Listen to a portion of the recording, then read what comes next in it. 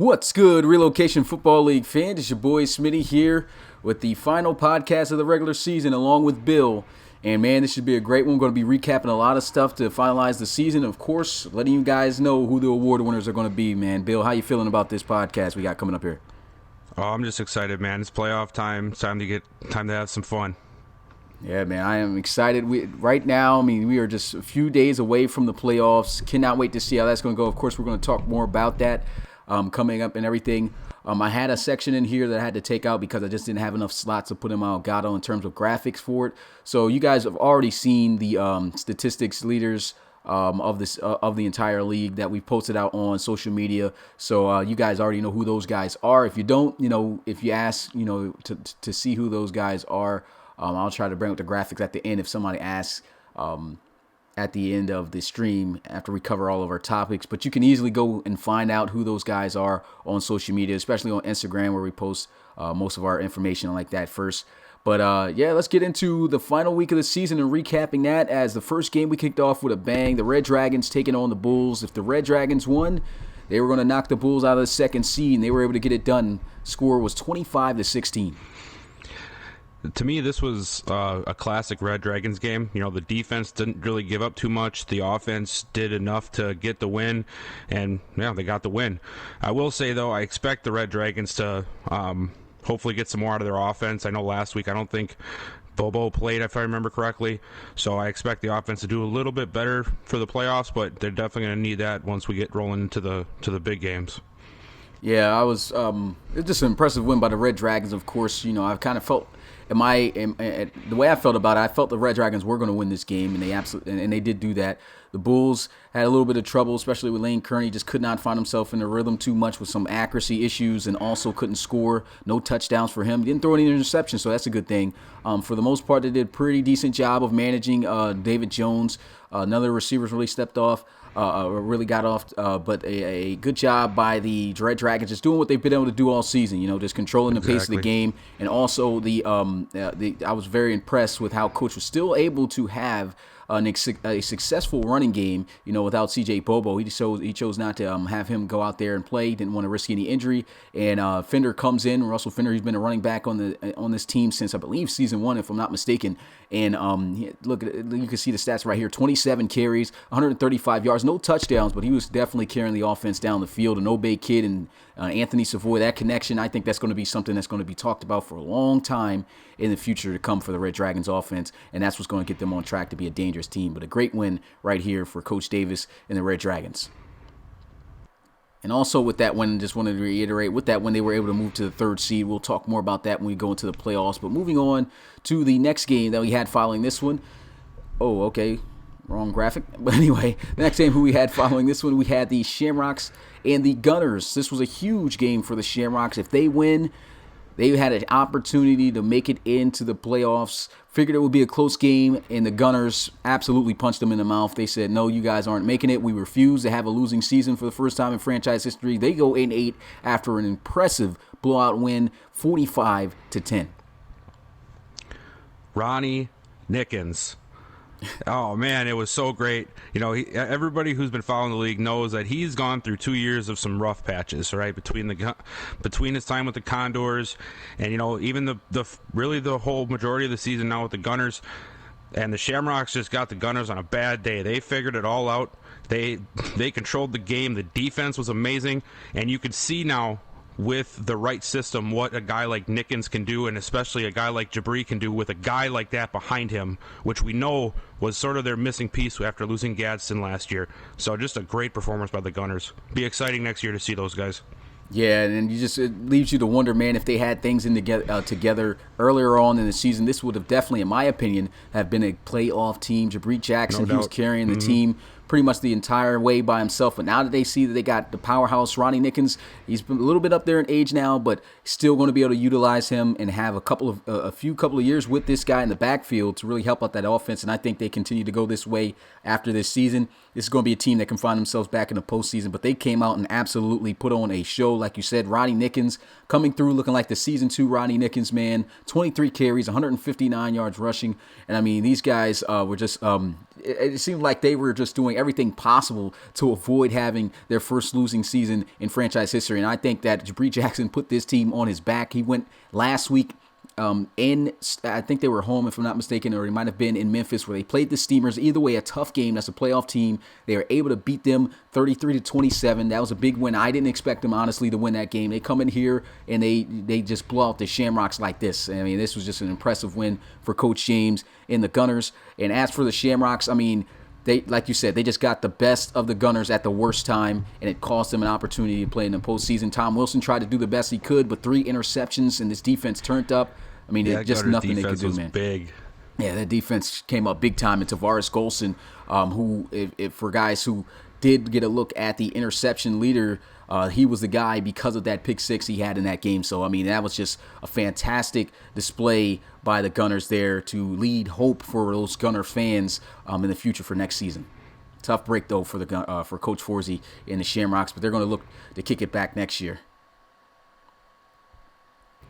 So following this game on a Friday, we had the London Bulldogs taking on the Dreadnoughts. Now, the Bulldogs were already out of contentions for playing in the postseason. The Dreadnoughts, if they won this game, they were going to be the new second seed after the loss of the Bulls that the Bulls took to the Red Dragons. And so they were able to deliver, and they delivered big as the Dreadnoughts were able to get it done 45-13. Yeah, it seems like they realized that about 4 minutes left in the first half, because they came out a little bit slow. I think it was 10-0, about 4 to go. Now, quickly before half, they ended up tying up. But all in all, after that slow 10-0 start, they outscored London 45-3. Just a crazy, crazy second half for the Dreadnoughts. Matt Jones played great, and just a good win for them for the playoffs, especially now that you said with the Bulls loss, they can catapult up and get that bye week. That's a huge, huge benefit for the Dreadnoughts. Yeah, and they ended up earning that and making sure that they didn't have to worry about getting eliminated this upcoming week in the wild card round. And they just came out and performed. Matt Jones, he looked a little shaky in the beginning, but still looking at the numbers, that was just an impressive statistics. He definitely turned it up. 30 of 39, 315 passing yards, 3 touchdowns, no interceptions for him. That's great. Hopefully he plays like that when he goes into the playoffs. As for Javante Gilliam, he returned, and coach elected to let him get some touches in this game, and he did a pretty good job. No astonishing numbers, but he still helped carry the load there on the ground. And they just came out and had a pretty good performance. I felt like Timmy Merritt was playing good for decent for the most part of the game. And then just a couple of inaccurate passes, and those interceptions really killed him. And so I believe that was a turning point of the game. And a tough loss there for Coach Reed. We already know he's a great coach there, looking to try to turn this franchise around. Can't wait to see what he does next season. But the Dreadnoughts, big win here, and they're going to be resting up this week. Congratulations there to Coach Frankie.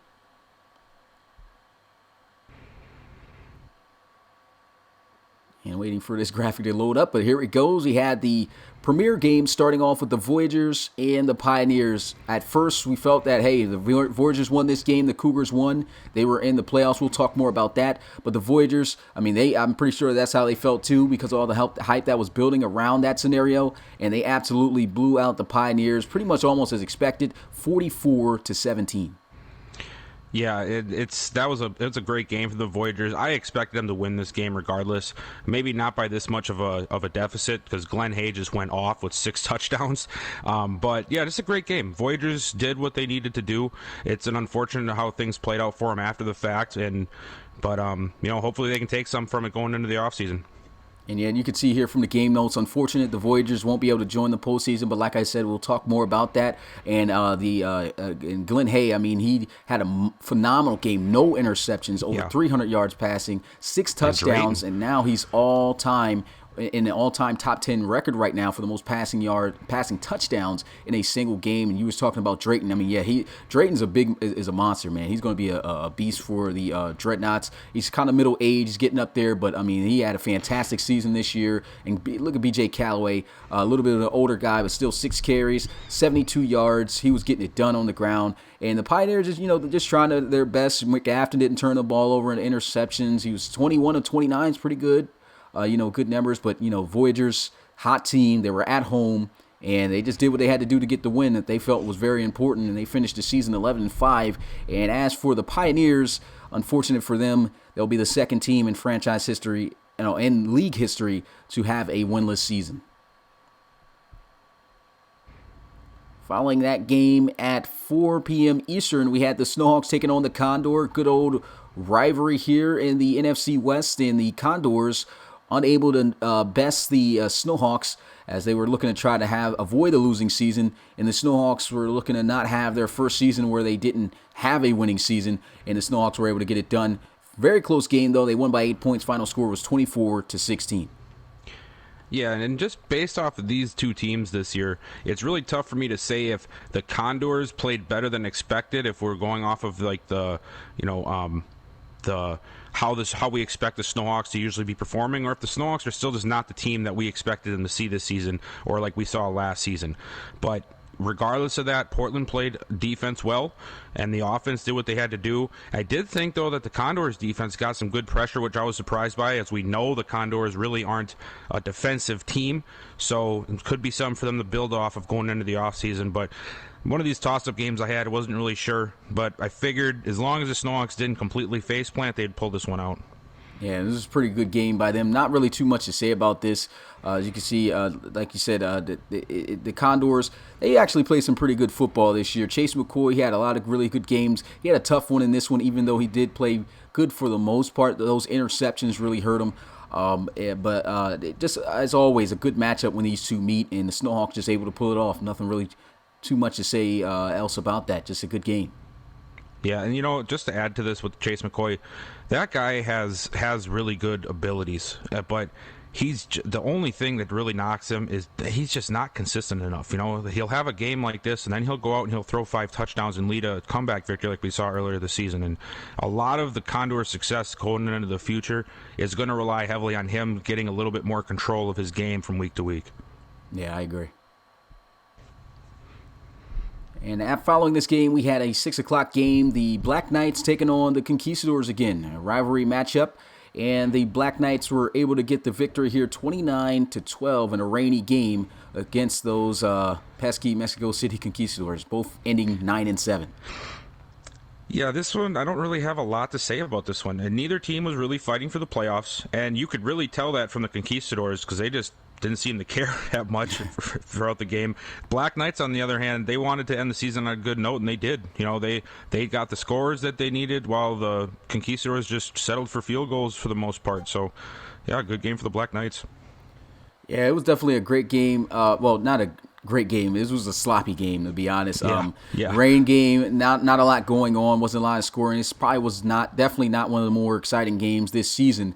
Black Knights just did what they had to do, took care of the football, no turnovers. Opposite for the Conquistadors, they turned the ball over a couple of times, and just you can tell it wasn't there. Their leading rusher was literally Vaughn Whitfield off of a bubble screen for a gain of 30 yards. So that goes to tell you the run game not there at all. And one thing I guess a positive you could take away from this is Dariantre Machiavelli. I think he's developing into a great receiver into the future for the Conquistadors. He's impressing me with the numbers he's been able to put up. Good way to finish the season for him. He had a solid season. As for Chumlee, he's got to get himself back into consistency like he was a season ago. And he really struggled in the second half of this season. Hopefully he can get back into his groove.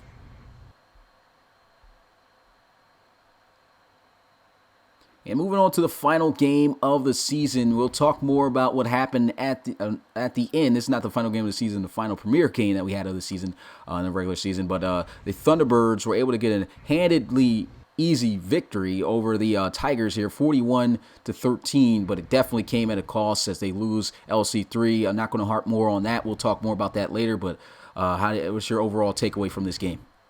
Yeah, we all assumed the Thunderbirds were going to win. I mean, no offense to the Tigers, but the Thunderbirds are just, we heard early on in the week, Mark Kozira did not plan on sitting anybody. He planned on going full bore and finishing the season strong, and they did just that with a huge win. And like you said, we'll talk about it later, but what cost, what cost does the victory come?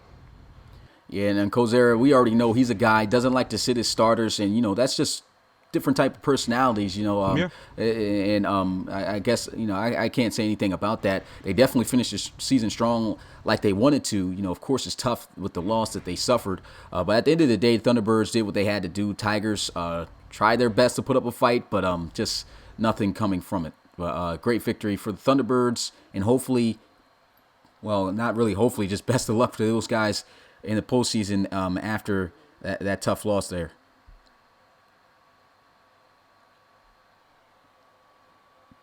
And moving on to the primetime game to kick us off on Saturday, well, it's not Saturday, Sunday, we had the Monarchs taking on the Lancers, and this was why it was so huge. If the Shamrocks could have won that game, they would have been able to get into the playoffs. But the biggest shock, I have to say, maybe the biggest upset of the season, the Monarchs were able to take down the Lancers for their first win this season to avoid being the third team in RFL history to go a season without a win. I was very impressed with this one. Final score was 24-21. What do you guys say about this one? Definitely a shocker of the season for me. We've seen some pretty great games, but this one was like, wow. We joked about this last week, because the Lancers were on a downward spiral. We didn't think it was going to happen, and hats off to the Monarchs. Hats off to Coach Shepard. They came with a game plan, and they said, look, we might be bottom of the barrel right now, but we're not going to just roll over for the playoff team in the last week of the season, and they got the upset. So great job for the Monarchs. Probably an excellent feeling for Coach Shepard as his first win, but probably bittersweet. The Lancers wanted to win, and the Monarchs, you'd almost want to think, wanted to lose based off of draft pick order, but neither of those things happened, and just a really bad end of the season for the Lancers. I really hope they get things rolling for next week. Yeah, definitely a tough loss for the Lancers. Fourth straight loss, and you talk about momentum just spiraling down from grace. I mean, these guys, like we talked about, had 11 straight wins. They are on 4-game losing streak. In the last game of the season, they lose to the worst team in the conference. And so I think that's a lot of momentum that has really pushed these guys down. They're going to play this upcoming week. We'll talk more about that with the Steamers and try to make our predictions on that. But that's a team that beat them handedly last time these guys met. And so just a tough scenario for the Lancers to be in. Definitely want to give a shout out to Coach Zach and the Monarchs, though, for just not giving up. I mean, I understand it's a tough loss of the draft pick, but I mean, still, you're going to be in the top 5 when it comes to picks. And I believe he only moves back a spot to second. But the Monarchs, man, I mean, that is a huge, huge win. You avoid the complete embarrassment of getting beat down to where you didn't win a game. And man, just great performance. They came out hot. They didn't have any touch. And you can see that the Lancers, they were trying to win this game. They were playing great. They only sat one guy. And the guy that they sat for another, he came in balling. He was their leading receiver. That was Trey McClellan, the rookie receiver. And he had a great game, 8 receptions, 113 yards, 2 touchdowns. Both of those touchdowns were all the touchdowns that Trey Mason threw. You can look at the numbers here, 31 of 48. Trey Mason was dotting up for the most part, and they still lost that game. That just goes to show you how great the Monarchs played, and you definitely got to give your hats off to them, man. Congratulations on not finishing the season with an L, but those Lancers, they got to make sure that they get ready for this upcoming week, like you said.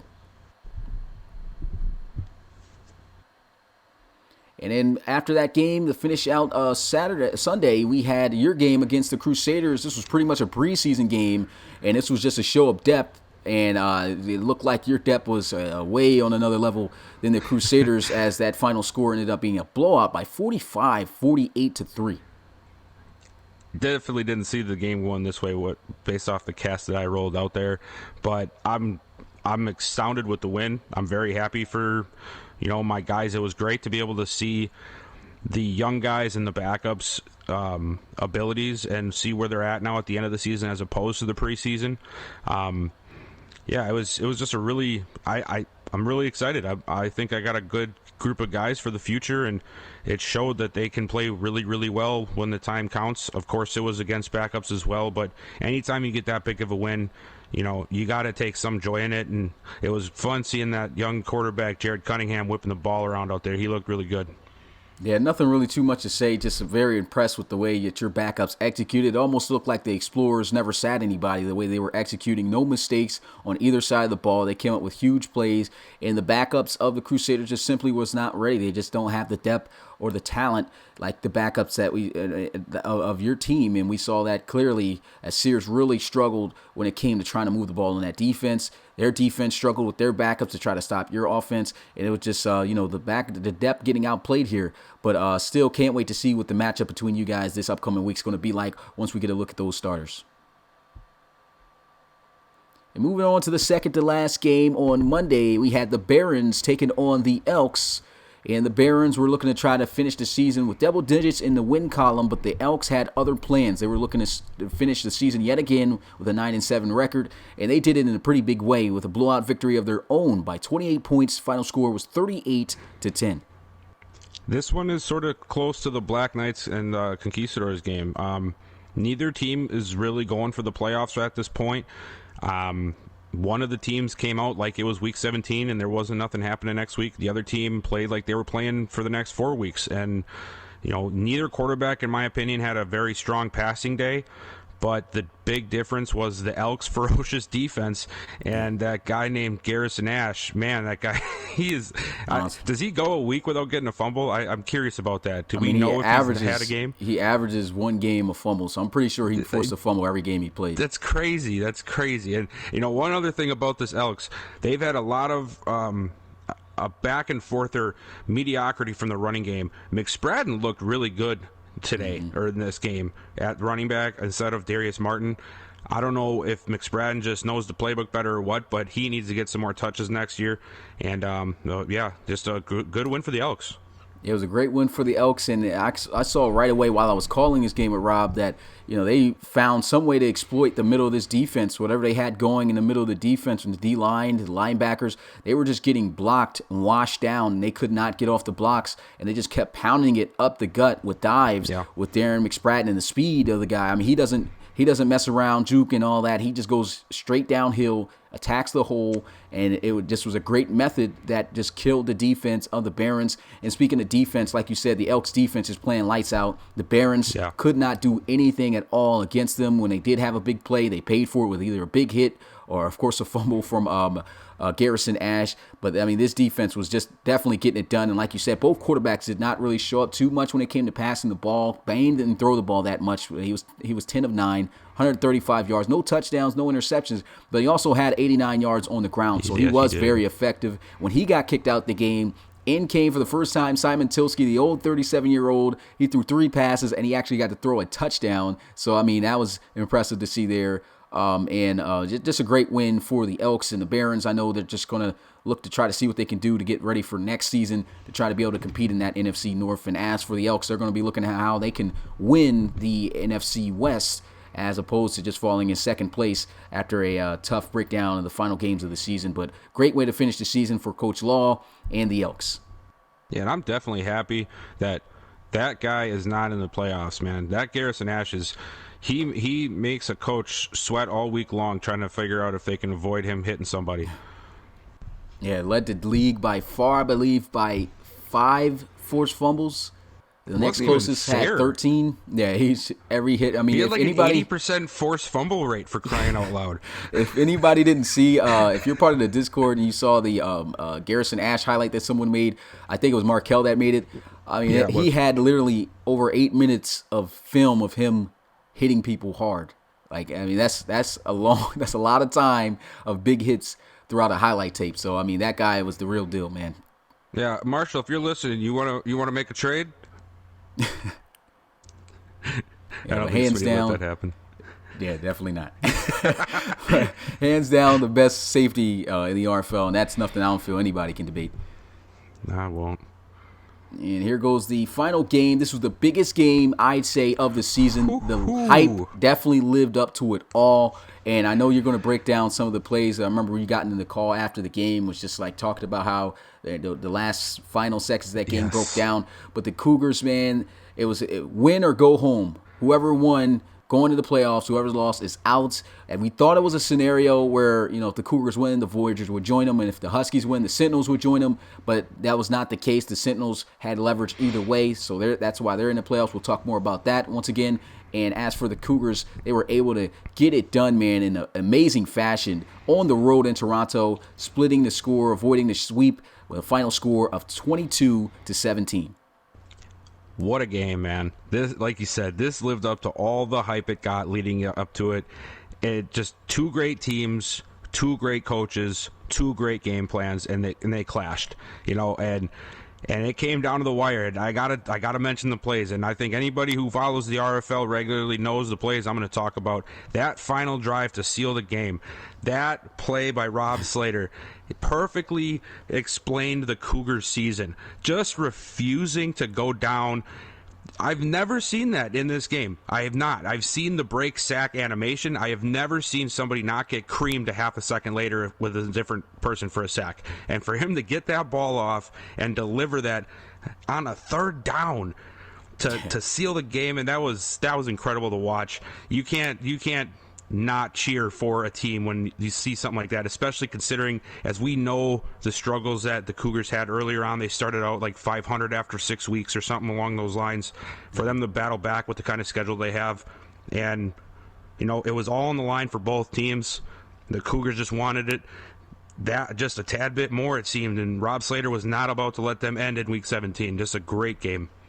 Yeah, an excellent game, like you said, lived up to the hype. Those plays definitely showed, pretty much explain what the Cougars' season was. It was just amazing. You couldn't have drawn up any better than that. It's almost like it was a story, man, the way this thing broke down.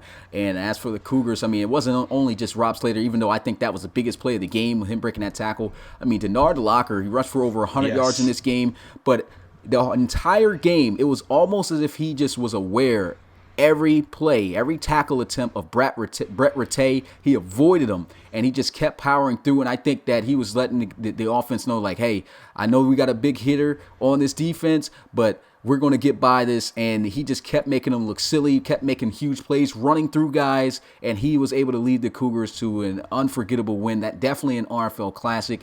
And the Huskies, man, they fought well too. It's just unfortunate that they couldn't get the win, of course. But man, you can't take it away from the Cougars. That was just an excellent game. Somebody had to lose, and the Cougars, they got it done, and they're off to the playoffs. Great game. Everybody got an extra playoff game because this legit was a playoff game for both of these teams. Win or go home. That was just a great game. Yeah, and so moving on to the next topic we have here, it's the RFL playoffs. We recap the final season games. The regular season's over. Now we're moving on to the playoffs, and this is what the bracket is looking like. So I'm going to, of course, read off the games. Actually, what I'm going to do this time, since this is all we're going to recap for what's coming up, I'm going to go to the game, and we're just going to break down each game right there on who you think is going to win, who you think is going to advance, and things of that nature. So the first game, got the Red Dragons taking on the Sentinels. This game will be the first game of the playoffs. It'll be at 4 p.m. Eastern on Saturday. What's your thoughts about that game? Who do you think is going to win? Man, that's a tough one right there. This is two teams who are very, very talented and very their coaches are great. They know how to work their team. They know how to get what they want out of them. It's really going to come down to the defense, I think. You guys know it. I'm the defensive guy, and it's going to be a really tough matchup. I would love to see Tor get those Sentinels advance, but man, I don't know if there's going to be many teams that can beat the Red Dragons. They're just so good on defense.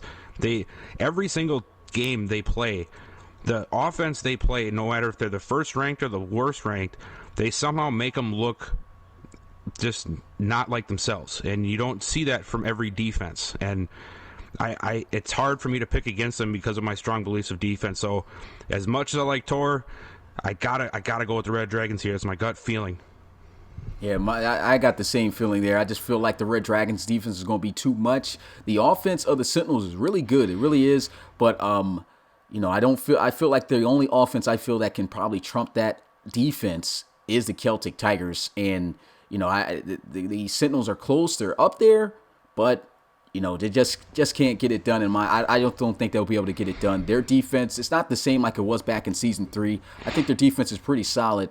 But I feel like also on top of that with Anthony Savoy, if he scrambles in that game a little bit when things are not there, I think it's going to be too much for the defense to have to handle on top of their offense, trying to strategize how they're going to move on the Red Dragons defense. And I just feel like it's too much that Coach Tor and the Sentinels have to worry about. And I just feel like the Red Dragons want to pull out with that win.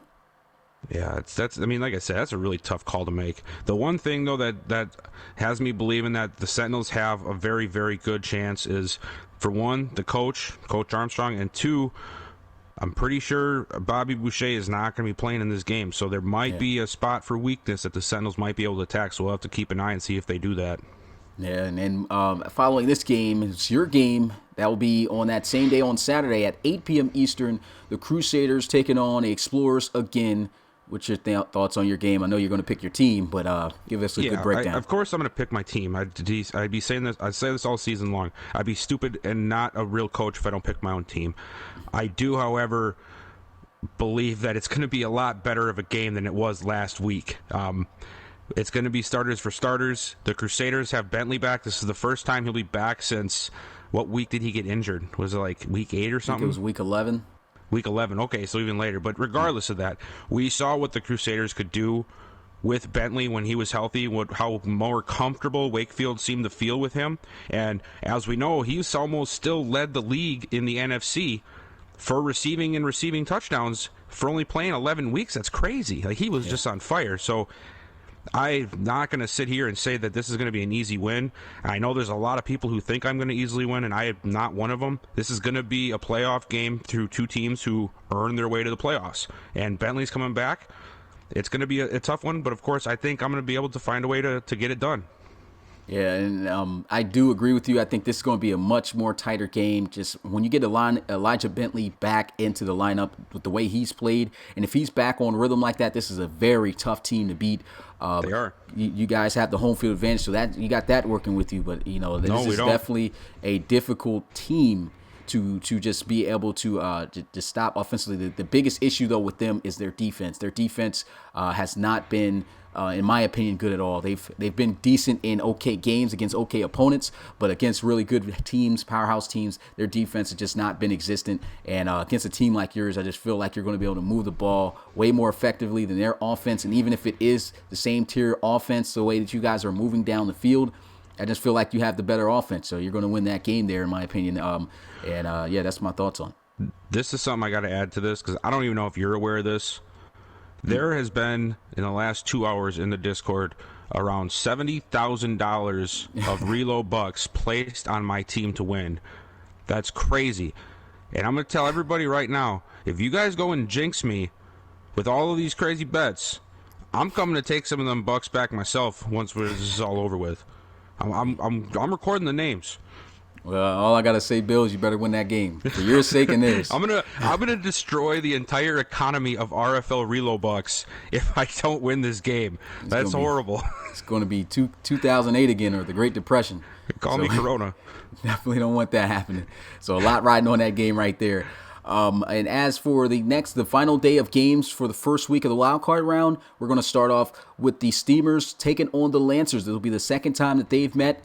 We already know the story of what's been going on with the Lancers, on how they've been on a 4-game losing streak heading into the playoffs. They're on a downward spiral. And as for the Steamers, they're hot. So what's your thoughts here on this game? This one is really tough, and I want to go past just the matchup of the teams. And I think a lot of the problems that would transpire with the Lancers is a mental situation. Okay, they were hot. They lost the first game of the season. Then they went on an 11-game win streak. And then the team that started the downslide was the bad loss to the Steamers. So hopefully the Lancers don't have some sort of, setback because of the memory of the last game. But the Steamers are hot. The Lancers they've been, what else can I say? They've been going down. There's no other way to say it. The coach fully believes that it's only because Nato Quinn III hasn't been playing. He's back this week, but I still think the Steamers are going to win it.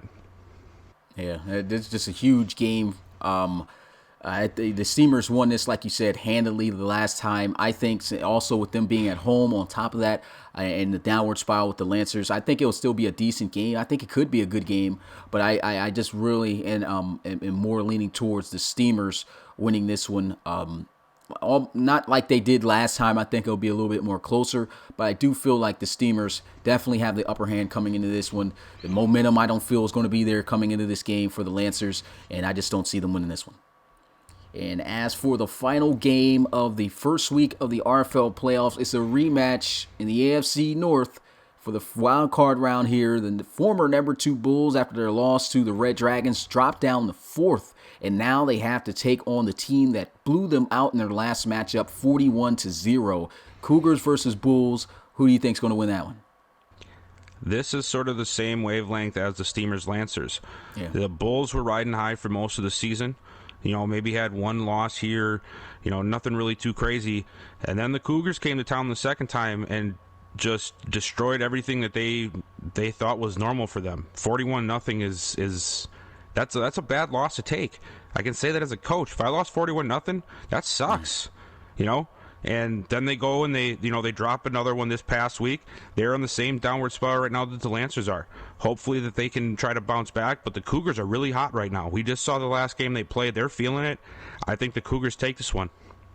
Yeah, and I honestly, I don't have anything more to add on to what you said. I think it is the same scenario. Hopefully, I think Jeff, well, I know Jeff's going to try his best to try to get his team together and make sure that he avoids anything like last time these guys met up happening again. But I feel like it's going to be along the same wavelength. I feel like it's going to be a closer game, definitely. But I feel like the Cougars got the more higher momentum, and I think they're going to take that one. So with that, yeah, that's going to be it for the recap of the first week of the playoffs. And so let me go ahead and make sure that I got my on track with my notes here. Okay, so yeah, next topic. We talked about it earlier. The Toronto Thunderbirds, they're the number 1 seed in the NFC. They got a bye week this week, but when they get back into action, I mean, they're going to be without LC3. This was the play that just at the final minutes of the game, my God. Yeah. This caused him to be out for the remainder of the season. This is the second time that this has happened for the Thunderbirds. Last time this happened, he was in the playoffs. He got injured, and that was back in Season 3. They went on to win the Relocation Bowl back in Season 3 with their backup, and now Elks starting quarterback Kyle Bain. And, they don't have him. They don't have that style of quarterback back there anymore. They got definitely a dip-off in talent in that department. And now without LC3, the ringleader of the offensive production here, I mean, big question is, how much does this loss of LC3, how much do you think it's going to affect the Thunderbirds' run here this season? Man, that's just sucks. And, we've heard from Mark. He says, hey, it's just next man up. It is what it is. It's football. And that is the very political answer that almost you'll hear from any coach. But me being a coach, you know what he really is saying? What's that? Ah! What? How is this happening? 4 minutes left of the season. What? You can't not be upset. You lose your starting quarterback 4 minutes before the end of the season in a game that, let's be honest, you didn't need to win it. You weren't even in jeopardy of losing it with a backup quarterback, probably. This is a horrible situation for the Thunderbirds. And now, we've been doing on this podcast for a couple of times, man. We have been debating back and forth like crazy about this defense wins championships thing. And now I think we're going to find out what matters. Because if the Thunderbirds somehow find a way to roll into Relo Bowl 5 and still win it, I feel that my argument's made, but then I didn't get there.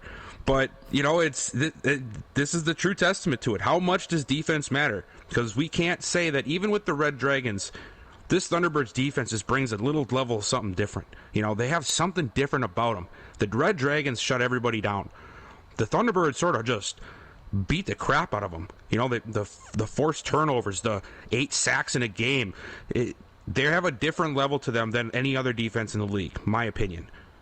And we're gonna see how much does defense matter. Can they rely on the defense and some of their skill players and hope that whoever it is that takes the snaps for them can just not lose the games? So but to me, this is a big loss. And I don't know if they don't have a Kyle Bain on their roster anymore to come out and hopefully have a miracle few games. So to me, I think this is a big loss. I don't think they're going to advance to the Relo Bowl, but we'll see. Yeah, and I think, honestly, in my opinion, I think this makes my case kind of strong here. Yeah, because whatever. The main reason why is because this is what not to get into the debate part of what we were talking about before, this is what I was talking about, that the fact that you still need some type of offense is still an importance. It's a balance you got to have a little bit with your team. If whatever area is strong, that's good. That's going to help you win games if it's better than other people's area that they are weak, or if it's just trumping everybody. But now that you pretty much may not have an entire offense at all, that defense is going to have to be your offense, is going to have to stop some pretty good teams in the NFC, man. I can see a team like the Steamers, as high flying as their offense is, maybe getting a couple of yards, a couple of big plays, and being able to put up points. And if they don't have the offense to be able to combat that, then, that could be a loss for them. I could see them playing your team. A big thing with them is, their defense helped them come back and win games against you guys. But also, LC3 came back and still made the game afloat, coming back and getting those points to help out. And so, in my opinion, I feel like this is a huge loss to the Thunderbirds. I don't feel like they're going to make the Reload Bowl because of it. I know Coach Kosera, it's good to have that faith to feel like your team's going to win and everything. Yeah, and you got to have it. But, like you said, definitely there's no way that you can't feel this loss for your team, man. Like this is probably the biggest loss you could have right now. And back in the day in season 3, when LC3 was young and wasn't too much known about him, he wasn't all as great as he was right now, and now he's an even bigger influence on your offense. He's going to be gone, and no Kyle Bain. I don't see Connor Hand getting it done. Last time he was on the field in the preseason, he was horrible. The guy backing him up actually holds the records for the most interceptions thrown in a single game with 6. So whoever he decides to throw in there, he's not going to be nowhere near on the level of LC3, nor do either of them. I think, I haven't looked at the statistics, but none of them have the scrambling ability at all like LC3, and so they won't even be able to extend plays. And if somebody has a really good defense, their offense is going to be completely shut down. Yeah, and let's talk about that a little bit. Let me get real here a little bit. All right, the Thunderbirds are 15-1. Mm-hmm. They got there for 2 reasons: extraordinary defensive play and LC3's running ability. Mm-hmm. I know they've had good games in the run game, they've had solid games in the passing game, but really, if you go and look at all of these games, what is that thing on offense that just keeps churning out third down conversions and first downs? It's LC3 with his legs. He finds ways to get out of the pocket when everybody's back, waiting for Lansana or whoever else is down there, Tate Phillips, to catch a long pass, and then he just takes off for 20, 30 yards. You don't have a guy to be able to do that now, and we've said this earlier this year. Sometimes this offense doesn't perform as well as you would hope they would. And now you took away the one factor that we know works for every team with a scrambling quarterback. It's going to be hard for them to replicate their offensive production, even without the running threat alone. But now you take that away too, when that's been like your bread and butter when everything else is failing on offense. This is a big loss. Yeah, huge loss, and it also makes the team just very one-dimensional. We know how great they are at running the ball. They're a top 5, probably top 3 offense when it comes to running the football this season, but now I'm pretty sure whoever plays them in the playoffs are going to be focusing heavy on shutting down the run and forcing whoever they bring in to have to beat them with the talent to throw the ball, and I don't think they have the quarterback that's going to be able to make them be successful in that area. And so moving on to the next topic, a huge topic going into the playoffs as well, which kind of sent shockwaves across the league after the Cougars and the Huskies game. We assumed that the Voyagers, after the Cougars win, was going to be in the postseason. But what happened was it didn't matter. The Orlando Sentinels were able to get in over the Houston Voyagers, and they are able to, once again, for the second consecutive year in a row, squeeze in by the skin of their teeth. This is the 3rd year straight for Coach Armstrong since being a coach that they have been able to make it into the postseason. So what is your thoughts on the Sentinels getting in over the Voyagers? Well, I'm happy the Sentinels are in. Okay, I think the Sentinels did enough this year to deserve a spot, and it's a rough spot for the Voyagers because I think they deserve to go as well. But there was one key factor that I think we didn't really learn about until we discussed it after the fact, and I think it all came down to that Celtic Tigers game that the Sentinels were able to win. Sure, they lost to them once, but that is the only blemish on the Celtic Tigers record this year is the Orlando Sentinels. And to me, I feel like, Madden saw that and they're like, well, we can't not put these guys in the playoffs if there's a tiebreaker involved. So to me, it makes sense now. I have still thought the Voyagers would get in because they had the win over the Huskies, but with the Sentinels' strength of schedule, strength of victory played into it, it makes sense why the Sentinels are in there. And that one game really seems to be the big difference maker when you look back at both of their seasons. Yeah, I'm not even gonna lie. When I first saw the rankings heading into Week 17, and I knew that the Sentinels were going to get an auto win, so even if the Voyagers won, they would still have the same record. I did have in my mind that it almost looks as if it's not going to matter if the Voyagers win and the Huskies lose, because how are you going to take out the Sentinels if they were already ranked ahead of them and they didn't lose? So I kind of had that in my head, but when we were talking more about it and about the scenarios, and we were talking more about like how it's a big possibility because the Voyagers beat the Huskies that they will be able to get over both teams if they win against the Pioneers this upcoming week, the final week. That's what made me go ahead with it and think that, okay, well, I guess this is a really great game because whoever wins throws in the other team, but that was simply not the case. The Sentinels are able to get in, like I said, once again for the third time in franchise history. And as for the Voyagers, still looking for their first rodeo there in the postseason, but a tough break right there for Coach Baker. He did some great things this season for this team. And I think this team operated on a level that we have never seen them operate on. I mean, even finishing the season against the Pioneers, okay, they may be the worst team in the AFC, but the Pioneers, well, the worst team in the league, honestly, but still, the Pioneers were a pretty good team, and Glenn Hay playing like lights out, 6 touchdowns in that game, top 10 all-time record, and once again, like I said, for the most passing touchdowns in a single game. I mean, he was on a consistent basis. He had his players playing very consistent and very good, and it's tough to see him not get that. But also, you got to give a hats off to the Sentinels after being able to trump the Celtic Tigers. That win helped them get in here. Yeah, this is going back to our predictions. If there's a way that Armstrong can dig deep and figure out and get his guys to play like they did against the Celtic Tigers, he might just be the one to knock the Red Dragons out the playoffs. Yeah. I mean, that's possible. The difference, though, like I said, the biggest difference is, Celtic Tigers, their offense is the best offense in the league, hands down. Their defense is good, but it bends a lot. It's nothing like the Red Dragons' defense. That's why it's going to be a tough challenge, but I do feel that Coach Armstrong does have a chance, and if he's able to beat the Red Dragons, he's got an opportunity to face off against the Celtic Tigers again, possibly. But I think if they win, though, that actually he would be the lower seed. So yeah, so if they win, if he wins, he's taking on the Celtic Tigers the next week. So that's going to be interesting to be an ultimate tiebreaker of who's going to advance further into the playoffs. And I think, honestly, if the Red Dragons do lose that game, I honestly feel it's a higher chance that the Celtic Tigers win the AFC Championship.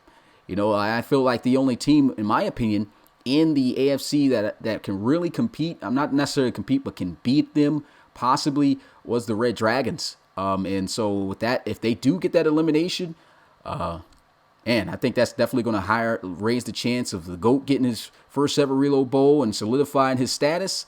And, it's also going to be a great game to watch because, what if the Sentinels do beat them for a second time? Maybe the Sentinels could be Reload Bowl champs, something they were just short of doing back 2 years ago, back in season 3. So, man, it's going to be an interesting playoffs for sure.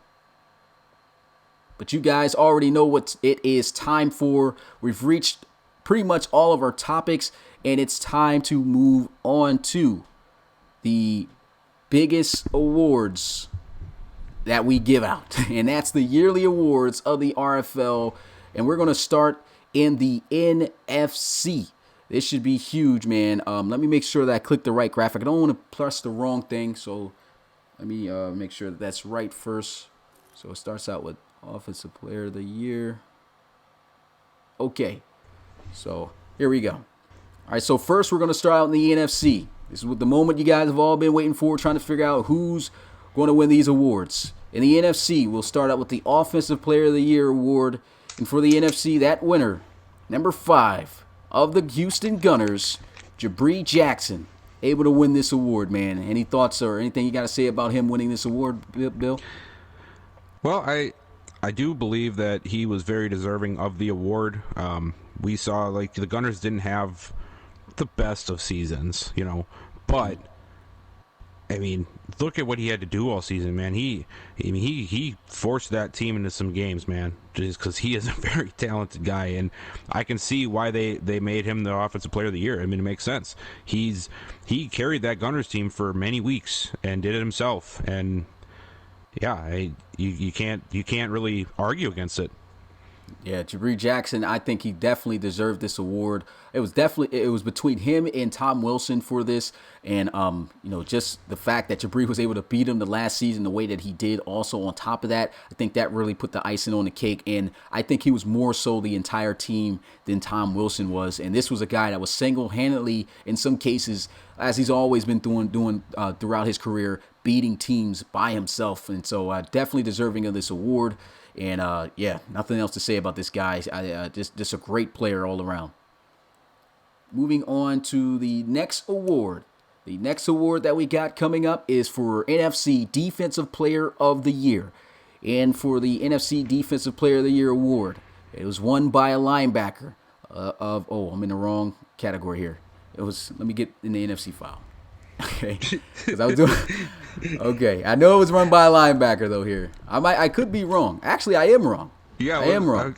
Extremely wrong. So hold up, guys. I was in the wrong file the whole time. I know you guys can hear the game, so I tried to do this off the top of my head. So I'm definitely messing up this whole scene. But let me get to it here. Just an extended drum roll, guys. Just extended don't drum mind roll. us. Keep patting on the drums, guys. Okay. Wow. I get it, Bill. But I was wrong, guys. The Defensive Player of the Year for the NFC, and you guys should know who it is. It's the best defensive lineman in the RFL this season by far. The sack leader, Isaiah Ingram of the Toronto Thunderbirds. Man, Yep. He definitely deserved this award. I think it was between him and Garrison Ash, but they give it to Isaiah. What's your thoughts on that? That makes sense. The only other guy that I could really see being in that category this season would be Ash, but you can't argue with 27 sacks. That's crazy. Like, who does that?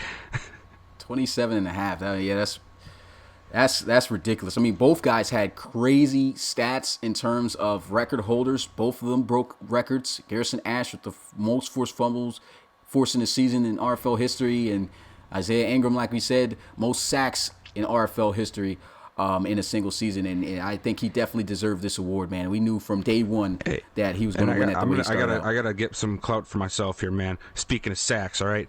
No, everybody forget that my defensive tackle had 20 sacks this year, all right. This guy should have been up in the running too. Well, they got him at 7th. What? Yeah, it was Garrison Ash underneath of him. They had Levi Mack. Then they had What? Adrian Dodge. Then Antoine Buck, Wayne Norman, and then it was Nate Schmidt. That's trifling, man. That's not right. How many times does a D tackle get more than 6 sacks in a year if they're not Aaron Donald? I mean, it's definitely rare, man. I guess it was the tackles on top of what they did. Maybe that was the case. All right. But yeah, great job for Ingram, man. Anytime you get close to 30 sacks in this season, you should definitely win some type of award. And, he earned this one. And shout out to my old roommate, man. I remember way back in the first ever draft, man, we put you in the draft in the RFL. I thought you was going to be a good player, but I didn't think that your player was going to be this great. And just shout out to my guy, Isaiah Ingram, man. Wesley College all day. But moving on now to the offensive awards. We now move on to the Offensive Rookie of the Year. And this I have out of order here.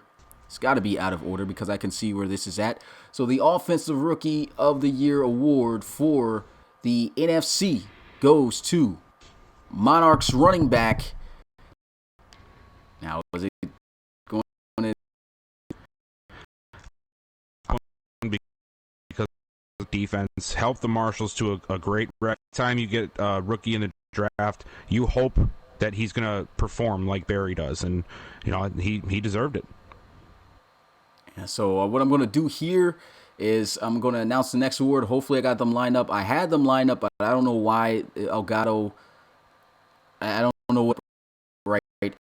I'm going to reveal some yearly award winner goes to. Let's hope this is right. Yeah, I hope so too. Yep, there it is.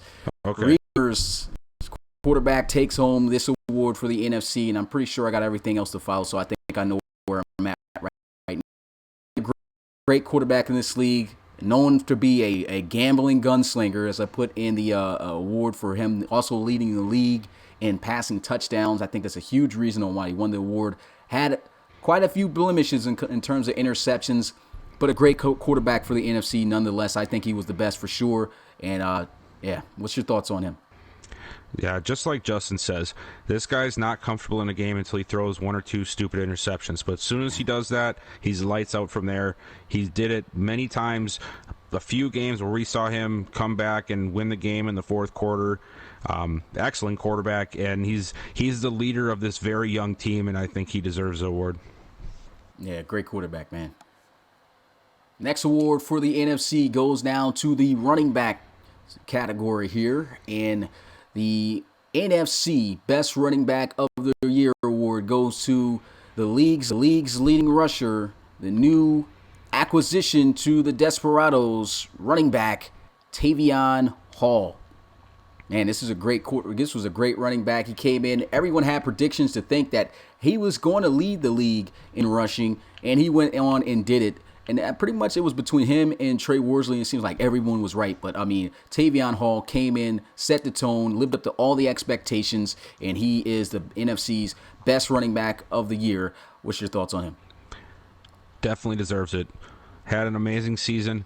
15 touchdowns. That's crazy. 1,770 yards.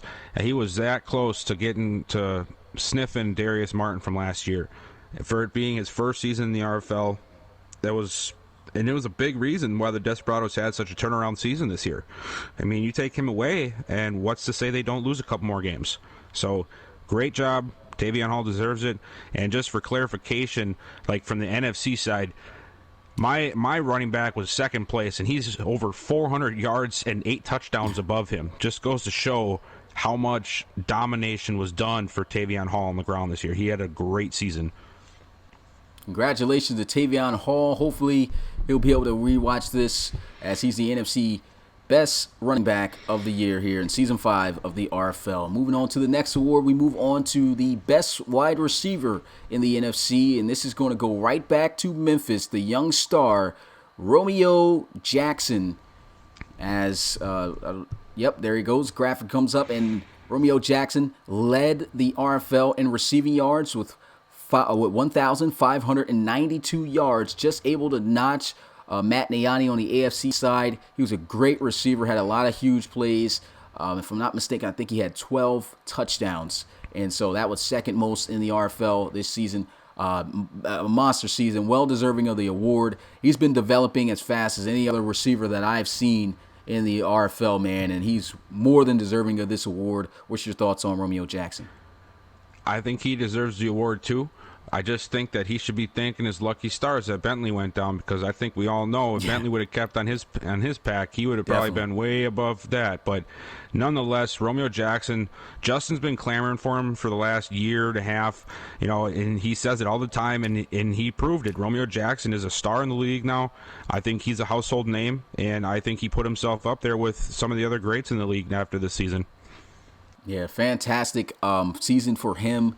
I think Justin could correct me or say what the overall jump was from last season, but I remember him coming into the season. He was pretty decent overall. It wasn't the best, but last season he had a breakout year, and he jumped a ton of overalls.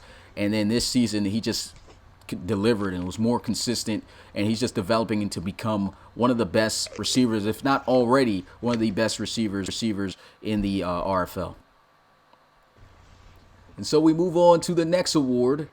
And for the best defensive lineman of the NFC, of the RFL. Hold up, man. You didn't give the O-line no love? Nah, we didn't have the graphic built for us, so CB's didn't get to it. Yeah, that sucks. But the best defensive lineman goes to Isaiah Ingram again. Of course, he's going to get this award. He led the league in sacks. He won the Defensive Player of the Year award. So Isaiah Ingram going to take home 2 awards this year. He's your best defensive lineman and best defensive player. What's your thoughts on Isaiah? Well, I guess we already talked about him. Player's so nice, he gets something twice. That's all I can really say. I mean, I said what I said before. He deserves it. There wasn't anybody better than him this year on the D-line, that's for sure.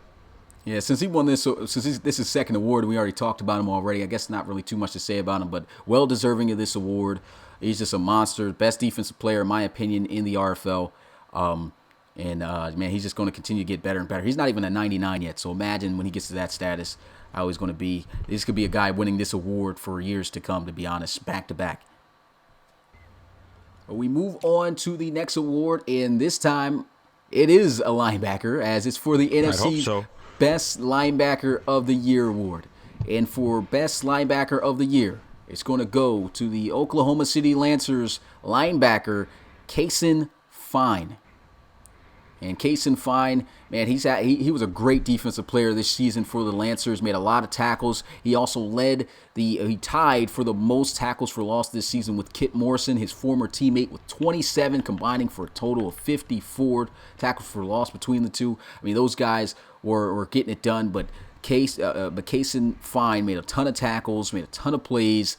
Big defensive player, and people talk about the Lancers defense and how they struggle in a lot of areas. One area they didn't really struggle, I feel, at all this season was at the linebacker core, and it was mainly because of this guy. What's your thoughts on Kason Fine?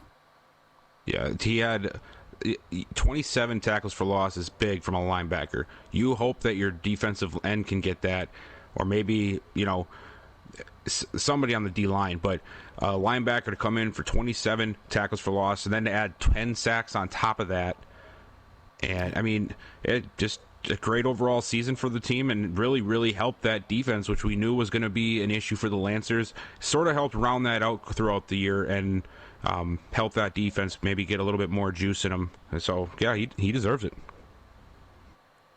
And congratulations to the Oklahoma City Lancers organization and, of course, to Kason Fine for being your defensive player, best linebacker of the year in the NFC. Now we move on to the best defensive back in the RFL, and that is going to go to the Gunners, as they got themselves Ghost Golston.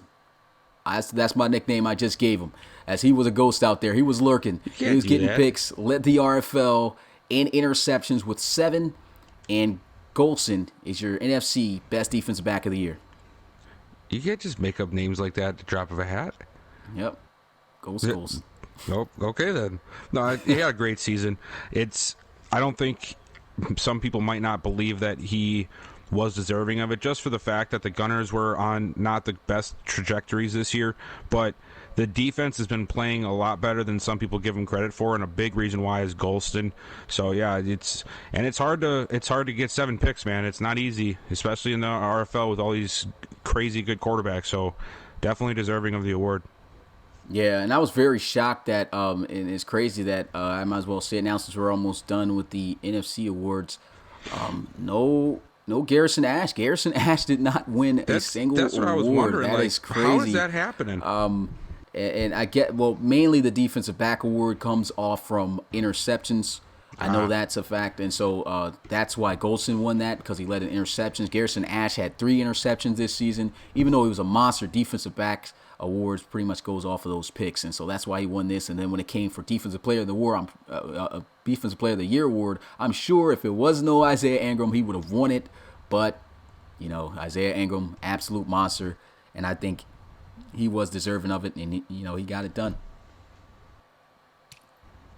And so we move on to the final NFC award for a yearly award here. Well, it's not the final one. We're going to save the MVPs of both conference last, so we're just going on the individual awards.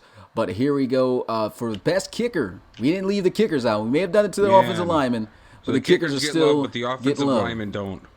Yeah, and if you guys want to know who the offensive lineman was that did win the Offensive Lineman of the Year award, that was Dion Guns, the Crusaders lineman. So unfortunately, he didn't have a flick for him, but hey, he got an award. So I guess we'll give him an announcement. But for best kicker in the NFC, it goes to rookie kicker Joaquin Gonzalez. Joaquin Gonzalez gets this award. The Lancers, I guess he did pretty much kick out. Don't really pay too much attention to the kickers like that.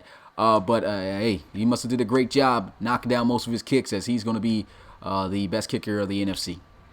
Let's take a look at this guy's stats here. Let's give him some pull him up, justice at least, right? Kickers are people too. Let me go over here. All right, this is the stat line for Joaquin Gonzalez. 23 of 24, 95% field goal percentage, long 54 yards, and he made every single one of his extra points, which was 41. And hold on here. He had three field goal attempts from past 50 yards, or 3 field goal makes and 4 attempts past 50 yards. That is his stats, and apparently he did that more than other guys and won the award. Yeah, great kick I guess great stat line right there for Joaquin Gonzalez. So technically, he only missed 1 kick this season? Yeah. What is Frankie saying? He said it's Hawa King. What? Hawa King. That's a tough one, my guy. So yeah. So I'm gonna just go ahead and leave that as is. Joaquin Gonzalez. It's like Hawa Quinn. I guess we'll look it up. Hawa King. I've been calling this guy Joaquin the whole time, but I guess Hawa. We'll figure it out. Isn't there a guy with that name that's like a Hollywood actor named Joaquin? Yeah, that's how I figured, and it's like that. But I don't think the A's in it. I don't think there's A. Now Justin says it's Joaquin. We'll find out. I don't know what you guys. I'm not looking at this chat no more. Right? When we're saying names, they're gonna stay that way until we see that it's wrong. Let's call him Gonzalez, man. Yeah, it's Gonzalez. Great. Now he doesn't have a name, guys. Way to go. That's what you got. That's you guys' fault. But anyway, we move on now to the AFC now. Let me go ahead and hop in that file first before I start pulling out names. It says Joaquin. Let me stop reading these chats. Yeah. Trying to figure out what this guy's name is. Yeah, you guys already took away his name. All right, so just stop. Oh man. All right, so I'm hopping in the AFC file now. I'm jumping over there too. Yeah, jump in the stats for guys, and I'll jump in there. There we go. Frankie says Jay Gons. Jay Gons. Jay Gons yeah, for Jay the kick. Gons. I like that. It. Jay Gons. Jay Gons. We got nicknames getting created and everything. I like that. Yeah. All right, so on the AFC side, we're going to move to the Offensive Player of the Year. Let me make sure that this is checked in first. This one's way better. Roland said Feedy Gonzalez. Because he kicks field goals with his feet. Got you. I like that one. Can we throw the J in there, Feedy J Gonzalez, or am I doing too much? No, you gotta leave it. You just gotta accept the Feedy Gonzalez and just let it be. I'll just accept the Feedy. But let me see. I'm just going to check and see if there's a graphic behind us. I don't think there is, but let me go ahead and check. Okay, there's not. Yeah. So for the Offensive Player of the Year, and I'm pretty sure you saw who that was, of the AFC side, now moving into the AFC awards, it's the GOAT, the number one quarterback of all time in the RFL, Dre Crowell. And there's so much I can say about this guy. Well deserving of this award. His best season by far in the RFL.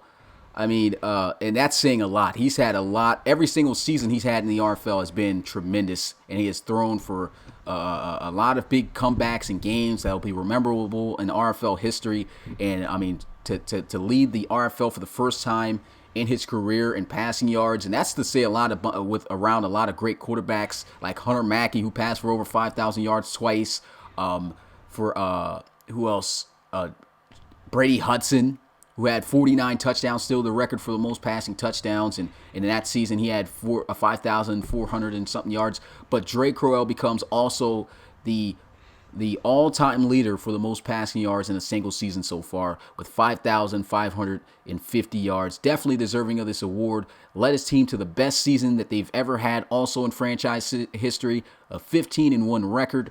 And man, so much more that I can say about this guy. But man, what do you got to say about the GOAT here? Yeah, he's all right. I'm just kidding. Yeah, he deserves a reward. He's a great quarterback. Been one the whole time the RFL's been in existence. who knows how long we got left with him, man? But hopefully it's a couple more seasons. I know Justin doesn't want to hear that, but the RFL just isn't going to be the same when Dre's not in it anymore. So hopefully we have him for a little while longer. Yeah, congrats out there to the GOAT, man.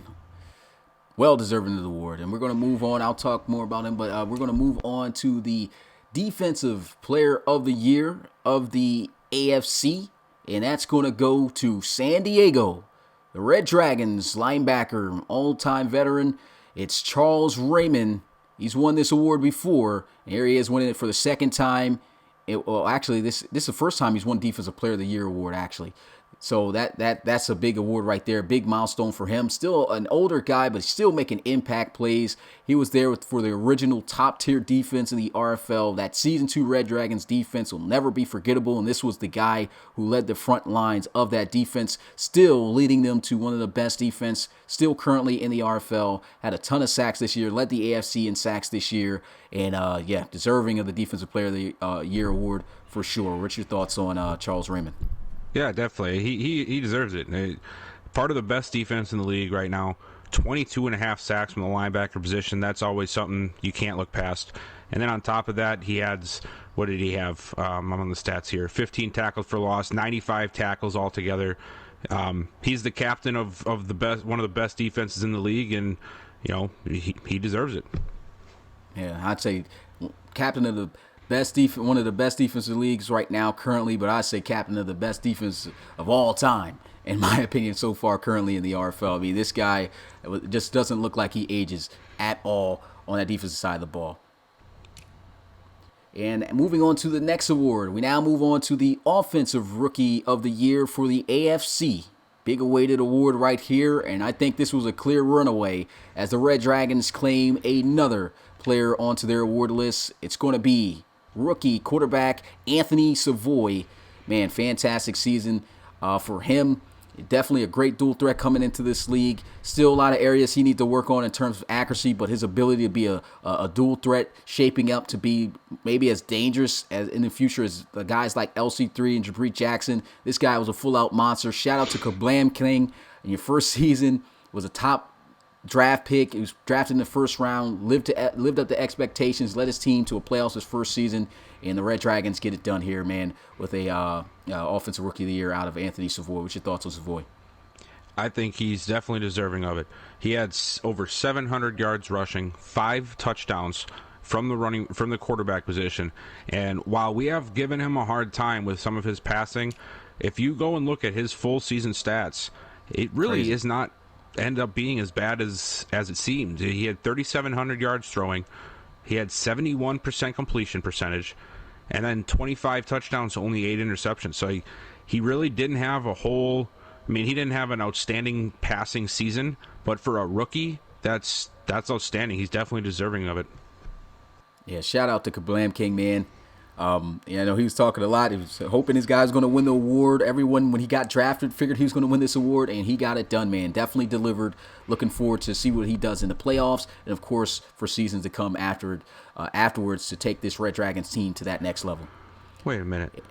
See, now we got more stuff in here. Now see, Beasel's trying to say it. Is it Savoy or Savoy? I've never heard of Savoy. I think you're making stuff up now. Savoy.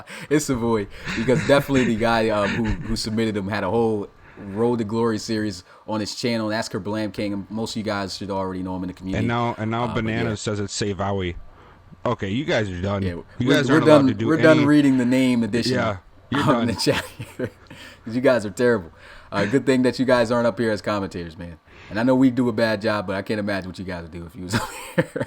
But moving on to the next award for Defensive Rookie of the Year. This one's going to go in Portland to the Riverhogs. Cornerback Freddie McAllister is going to take home this award. Not a lot of talk about this guy because he's on defense, I guess. And he's a cornerback, so I guess if you don't hear his name a lot, he's doing something great out there.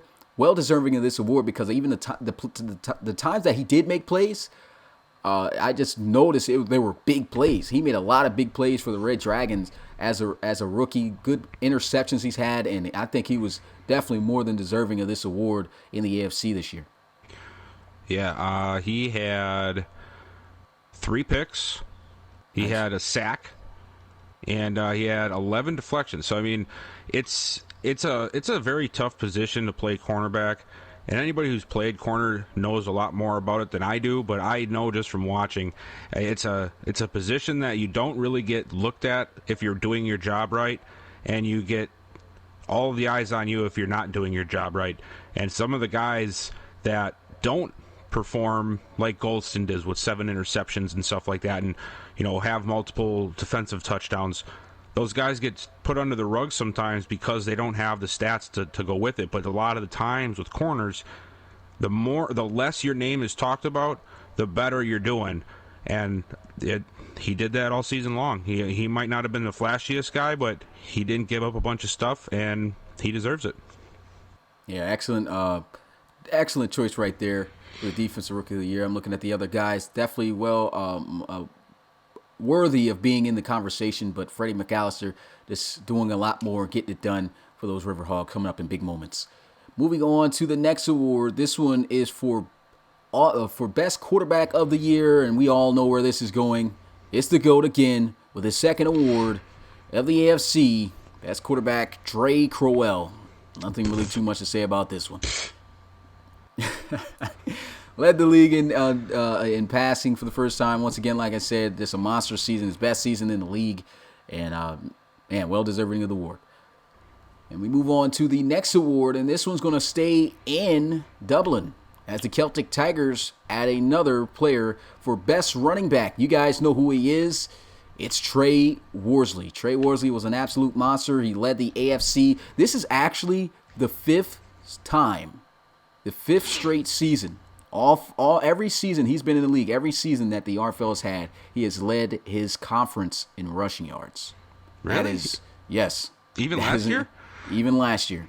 Wow.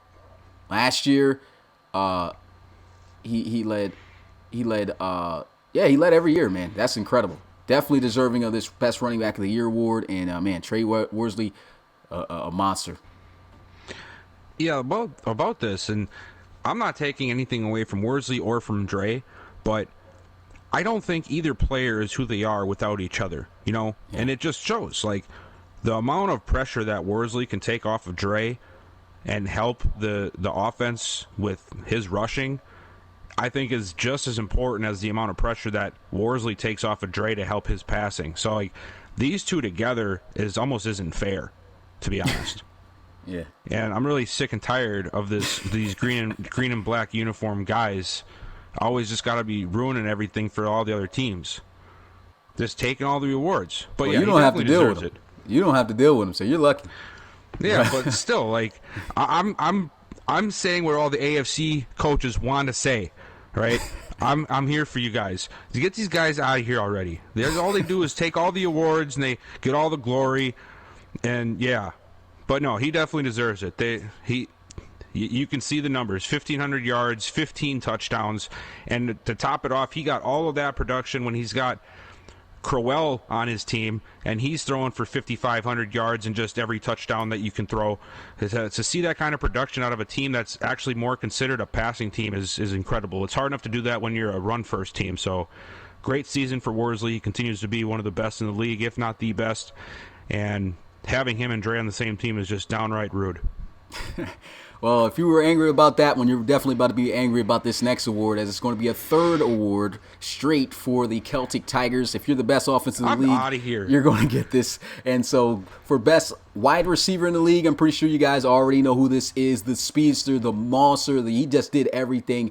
Matt Niani is going to take home the AFC Best Wide Receiver of the Year award. Now, one thing about Matt Niani is I was very impressed this season on how he delivered. Last season, he had a rough season. The season before that, he had a little bit of a rough season. I think it was under 1,000 yards for both of those. He wasn't consistent. He actually had a higher when I used to take control of dev traits. I had made the decision. It was down to me to make the decision. Hey, should this guy get an X factor or should he get superstar? But because it's 2 back-to-back inconsistent years, I put him down to superstar and see if he would earn it. And this guy, clear as day, earned it. Of course, I don't up it no more, but he's earned it himself. We already know he's going to get the X Factor award after this season. Madden's going to give it to him. Matt Niani led the AFC in the most receiving yards Just second this in the entire league, right behind Romeo Jackson. This guy was an absolute beast, well deserving of the award. And I mean, when I tell you this guy did everything, he used to be known for just being a speed burner, just blowing by guys, didn't do everything else. This season, I saw him running routes, breaking down guys, still having the deep ball, mossing guys every time. I mean, Dre was just throwing the ball up, and you know he's got a little bit of a limp arm compared to what he used to have. And he would have some underthrown balls, and this guy would still go over the top and get it. This is hands down the definition of a wide receiver, the way that he plays football and has been playing this season. Best wide receiver of the year for the AFC, Matt Niani. Yeah, I guess so. You want to just give all the awards to the Celtic Tigers?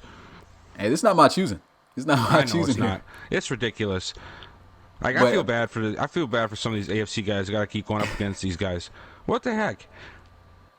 Yeah, this is pretty serious. And just so we can show love here, we don't got the graphic once again for offensive linemen, but the winner in the AFC for the best offensive lineman of the year was Red Dragons lineman DeMarcus the Great. I believe this is the third straight year this guy's won this award. I believe that this is based off of overall too, if I'm not mistaken, because usually that's what happens.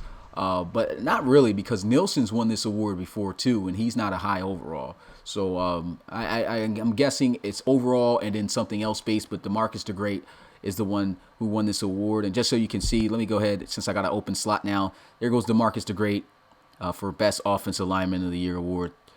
So there he goes. And then right there, I talked about Nilsson right underneath of him.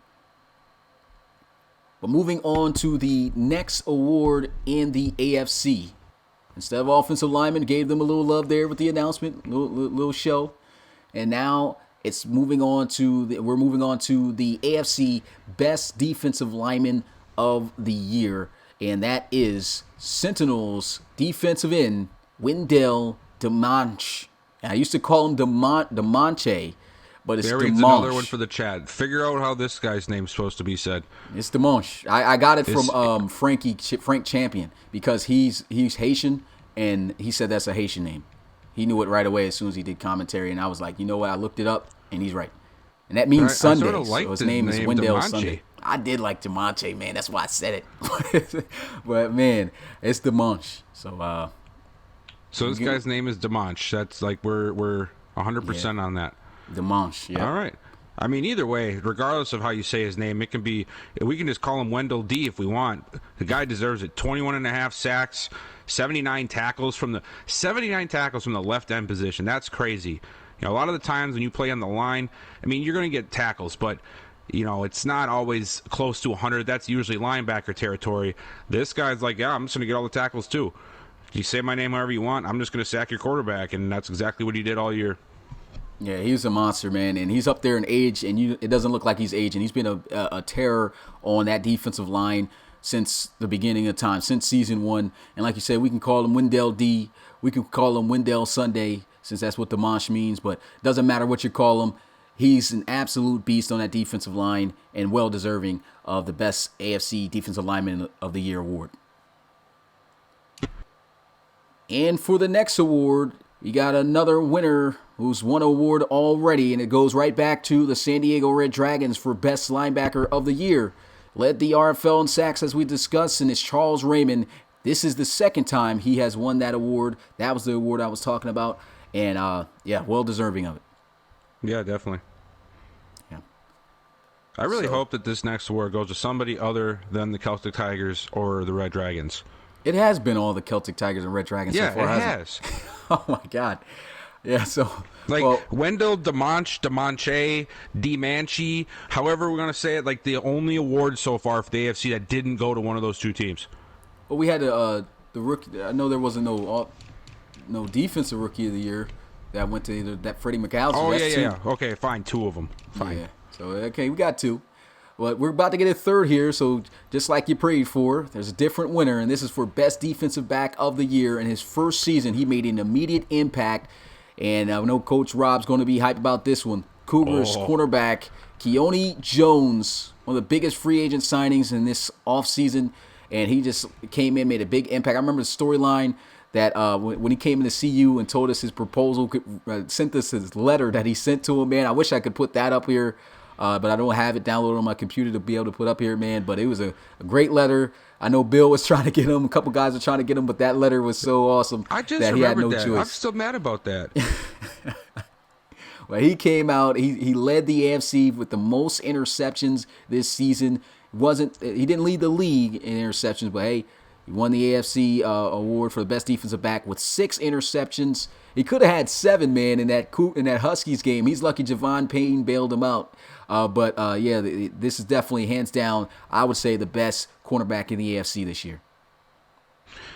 Yeah, he deserves it. If you think of a lockdown corner in the AFC, there's really not a lot of guys that you can think of outside of Keone Jones, even if it's his first season. He came in and immediately he really helped bolster that Cougars defense and made them what they were. He had 6 picks. He comes in, he gets a touchdown 2 this year, 13 pass deflections. I think he had 87 tackles. A great season all around for a corner, for sure. Yeah, well deserving an award. Shout out to Keone Jones, former YouTuber, man. Talked with him before he even putting him in the league. Glad to see his player come in and made a big impact as he was expected to. Another player from that big free agency entrance, consisting of Anthony Washington, Tavion Hall, and of course him, and they all lived up to the hype in my opinion. Keone Jones, AFC Best Defensive Back of the Year.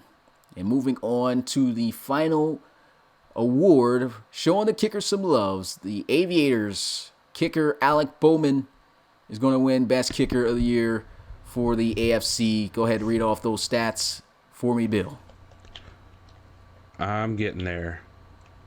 That's a good little pose, good little picture right there. My controller's being weird. Where are you? Bowman, right? Mm-hmm.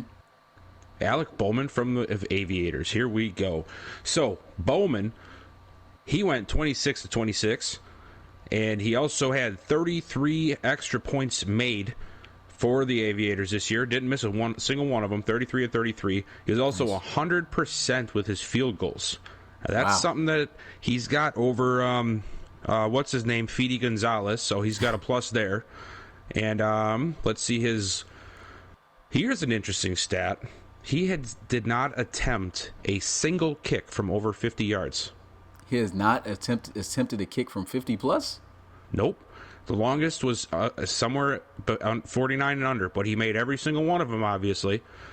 But there you have it. And I guess Alec Bowman. It probably came down to the points because I know that the Aviators' offense struggled this year, so maybe he was kicking and scoring a lot of points for the team in terms of field goals. So maybe that's why he won the award, but definitely helps out when you don't miss a kick. So shout out to the kicker, Alec Bowman.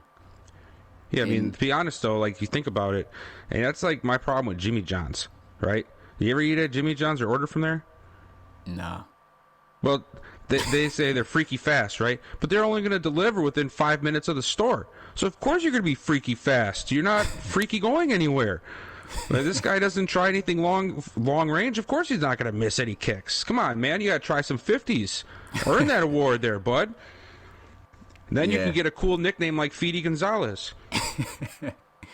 Hey, he won the award, man. Can't take it away from him. 100%. My guy, Alec Bowman. Don't listen to what Bill's talking about, man. No, even though he's not what real. I'm talking about. Well, moving on to the big awards here. It's now time to move on to the MVP. Now we're going to show who the 2 MVPs are of both conferences, and then of course the overall league MVP. And starting out with the AFC, since we're already here, you guys should already know who's MVP of the AFC.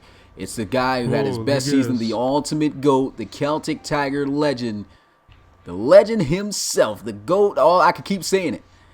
You've said Crowell. The GOAT. Did I say that? Did I say he was a GOAT? No, you didn't. Did I say he was a GOAT yet? You didn't say it. GOAT, you should say it again. He's the GOAT. So the GOAT wins AFC MVP, hands down, easy work. Best season he's ever had in the RFL. Once again, sound like a broken record. And once again, I don't think I said this, but this guy is the GOAT. You guys gonna let him talk to you about your conference like this, saying it was just hands down easiest ever? Like, come on, somebody GOAT. help me out here in the chat. The GOAT. I see Rob saying, move on, Smitty. Nope. I'm going to move on after I say this one more thing that I don't think I said yet, man. Dre Crowell What else? is the GOAT. Oh, my God. GOAT. Okay. Absolutely the GOAT. Okay, so let's go ahead and move on to the NFC side for their MVP representative.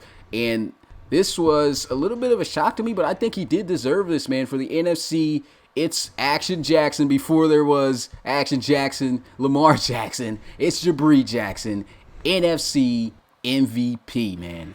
And I think, you get this award when you're the entire team, man. And that's for the second time he's won an MVP award. And it's time to see if he's won it all league for the second time in his career. It was the first time for a conference that Dre Crowell won it. And, of course, the overall league MVP between Jabri Jackson and Dre Crowell. You guys should already know who won this one. It's the GOAT. If I ain't said it yet, the GOAT wins it.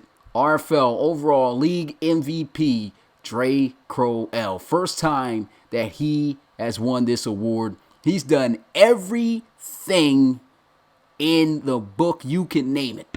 The GOAT for the quarterback position. He hasn't done everything. The only thing, that's what I was about to bring up here. The only thing Dre Crowell has left on the table, which is obtainable this year, is to win a relocation bowl. He's going to be the GOAT regardless if he don't win it or not, but if he wants to completely solidify that where there's nobody that's going to ever be above him, he wins it this year. He is all-time RFL GOAT. We got some hate in the chat right now. We got Frankie who says wins all these awards but no chips, and then I'm pretty sure Bananas piped up and was like, "What? Somebody say chips?" and then think about anyway. Like, what other quarterback, man? Somebody bring me up a quarterback that's comparable to Dre Crowell right now. You can bring up some, we can't, but you can't. We can't. You can bring up some that's close, but nah, ain't going down. Best quarterback of all time. Worrell. Boy, you'd be lucky if he ball out in the playoffs. I know. But yeah, Dre Crowell, man, he's got a chance, man, and man, it would be awesome if he wins the award this year. I mean, that would just solidify everything and just explain everything about his career. But of course, he's going to have to do it against some pretty good teams. And I think if his defense steps up too and not bend as much, these guys definitely going to win it, in my opinion. I've always stuck with them. I think they're going to win the Relo Bowl. We'll have to see. I don't believe in jinxing. I'm not like Bill, who gets upset when you put 70,000 on the team. Hey, I'm not the only one who thinks that there's such thing as jinxing somebody or a team. That's a very popular thing. Like, I am a Vikings fan. I wear the same exact jersey and the same exact hat and the same exact sweatshirt for every single game, every week. And they don't even win a lot, but I still do it, and I don't know why, but I just have to do it. But that's going to do it for our main topics here. We're going to leave it now up to you guys. Actually, before we have this up for open discussion, just want to ask you, Bill, as the final question here, what is your overall thoughts on the regular season, on how this season so far has unfolded? What is your thoughts on Season 5 of the RFL? It's been a crazy season, man. We've had teams that we expected to be great that weren't. We've had teams that we didn't expect to be great that were. We've had some amazing comeback games and some amazing upsets. New stars that joined the league this year. And then now we're, this season's, we aren't even halfway through the year yet. We still got our college series coming up, man. This whole thing, man, has just been great to watch unfold. The season itself has been amazing. And we're getting to the best part now with the playoffs, and I can't wait to see what we got next. Yeah. Nothing else I could say. You just couldn't have summed it up any better, man. Just can't wait to see who's going to be our Season 5 champion. All right, hold up here. Darius needs to get out this chat. He just said he hates the Vikings. Don't you disrespect the name like that. Wait, who spells Darius with 2 R's in the name? Well, it does sound like it's got Darius. Well, hey, You take shots at my team, I can take shots at your name. That's how I roll. All right, so that's going to be it for the main topics we had to cover for the podcast. We now leave it open for questioning from you guys. Any question you guys have, we'll answer it live here on the podcast. If you haven't already, make sure you smash the like button, man. I think it's been a great podcast. We're going to have more as the playoffs progress. And, ask away. Question time. Well, Frankie's got the first question. He made sure to get the first. He was wondering if this was question time way before it was question time. But he wants to know who advances in wild card round, which we already covered that. Come on, Frankie, weren't you paying attention? But he also wants to know divisional, conference, and all the way to the Reload Bowl, and who wins. Well, to me, now if you want to go ahead and answer this, Smitty, be my guest. But so just a if we gave prediction all of of that who we thought was going to this win week, then we don't have any content for next week. You guys can't be destroying our content. Yeah. I could just say, we already said this, so I feel like the Celtic Tigers are going to win, and I guess Bill, you think you're going to win it all? Yeah, of course I do. Yeah, so I guess that's our prediction. Definitely don't want to give away content for the next podcast, but we'll see if defense really does win championships. Let's see. Okay, touche, Darius. Can't hate on what your mom decides. Still don't like you made fun of my Vikings. When will the Pro Bowl roster be released? So the Pro Bowl roster will be released when it's actually in a couple weeks once the game announces it. Now, some coaches already know from looking at their progression history of their players who made the Pro Bowl, but I'm not going to make that publicly out there. I'm not going to make that public announcement yet until it actually shows up in the file, so it'll be easier for me to just collect the names and just post about it and things of that nature. So you should find out in a couple of weeks. And the Pro Bowl, of course, is going to be the week before the Reload Bowl.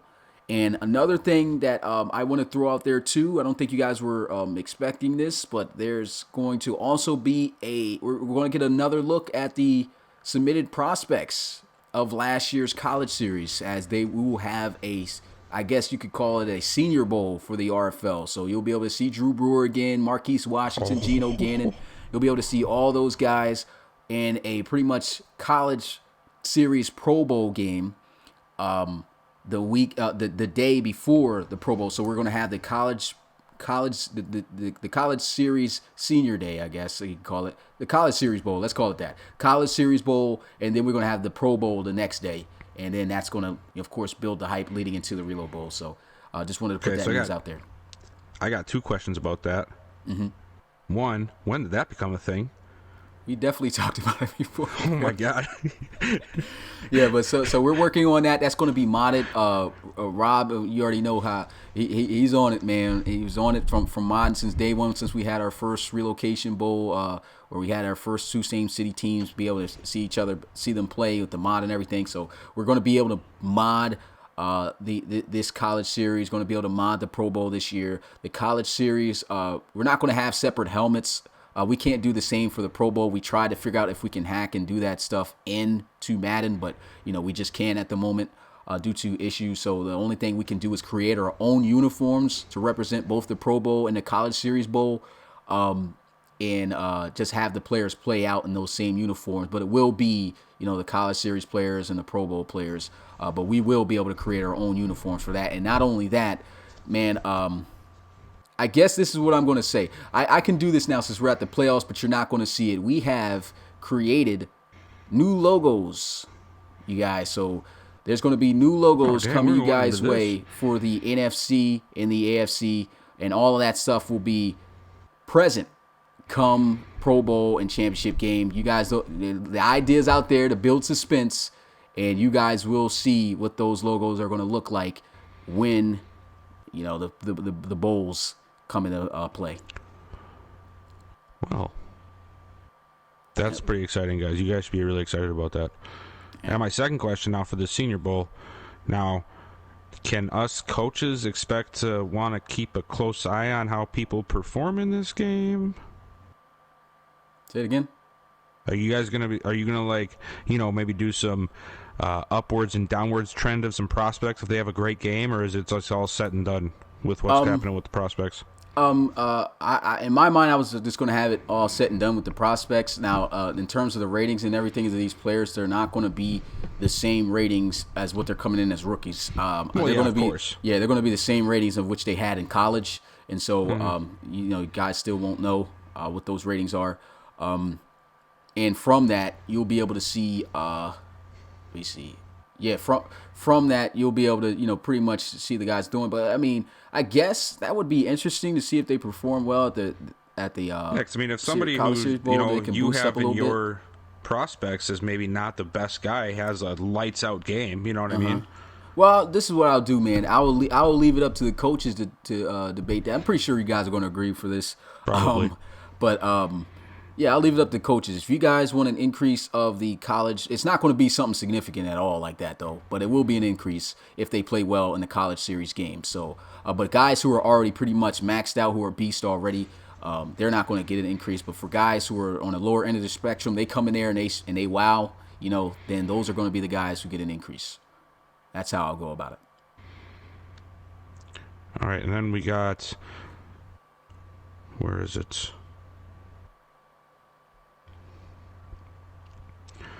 Would a team full of Dre Crowells beat a team full of Jabri Jacksons? Hell no. Oh, come on. Wait, so you're saying that Jabri Jackson beats Dre Crowell? Because he can scramble. Like, if you get, how is Dre going to be a lineman? Or how is he going to be a receiver and get open on, Jabri? I'm thinking of him in different positions. You talk about quarterback, yeah. Dre got that all day. But you talking about, like, running back, Dre at running back, they're getting no rushing yards. Jabri, he's getting rushing yards all day, lead blockers and all that. Receiver, he pretty much is a receiver out there. So he'll be able to pretty much cover all skill positions. And as for Dre, he'll be throwing the ball, but I don't know if he'll be able to complete much since probably won't be able to get open. Interesting. Not much of a goat, now is he? Jay wants to know my thoughts on Smitty's bromance with Dre. Jay, I think it's getting a little out of hand, to be honest. I think we have to sit down and have a strong talk with Smitty about this. I think it's a lot of hate out there, man. A lot of hate out there. Hey, I'm not making this hate, man. This is just coming full bore right now. A lot of hate out there, man. There's some hate out there. You guys can't deny that Dre's the GOAT. That's all I'm saying. I'm just excited for the guy. I agree with that. I'm excited for the guy. Like, because if you guys, for guys who have been here since season 1 to see his journey, man, let me just take you through a little bit of history and memory lane. Now, look what you did, Jay. Season 1. I didn't even know who the guy was. I didn't know who most players were at all. I just kicked it off with a bunch of generic players. I saw he was a 99 overall quarterback. I was like, oh, this guy's great. But I actually honestly liked other players better than him, and didn't really look forward to him being a champion or even in the playoffs like that.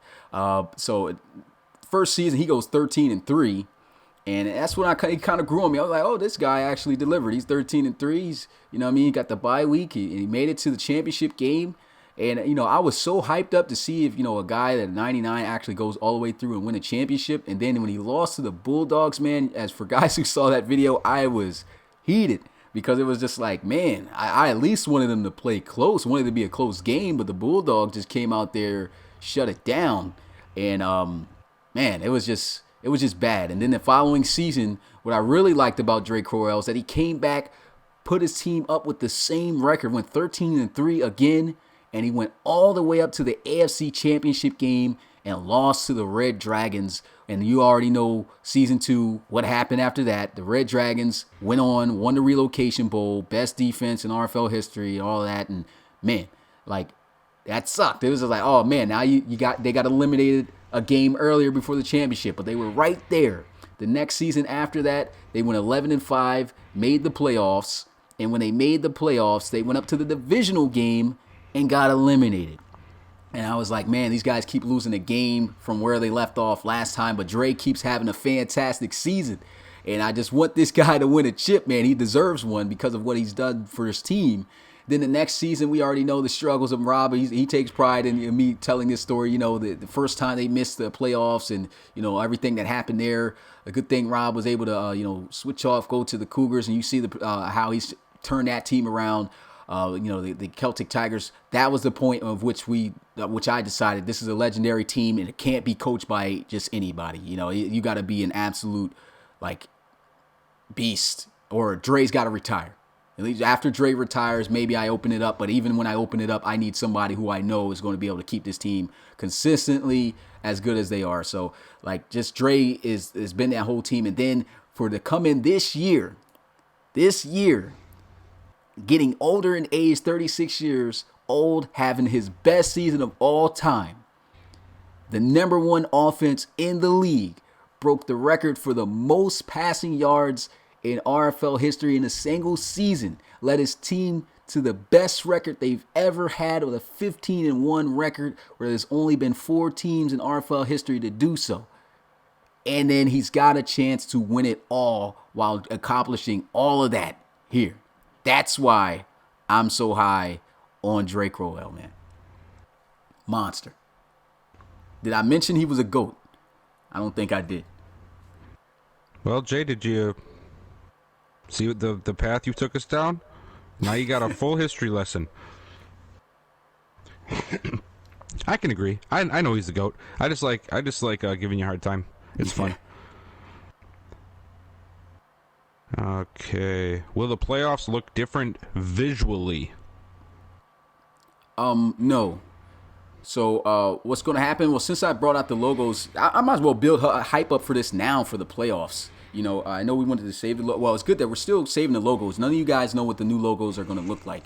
But I will but you guys will know. You guys know that we can mod the game, and you saw what we did with the jerseys last year. We have literally all 32 teams remastered, reimagined, and we have all new logos for each of these teams right now. Shout out to C. Beazle for making some awesome logos. They're fire. Like they're I don't think I said this. They're fire.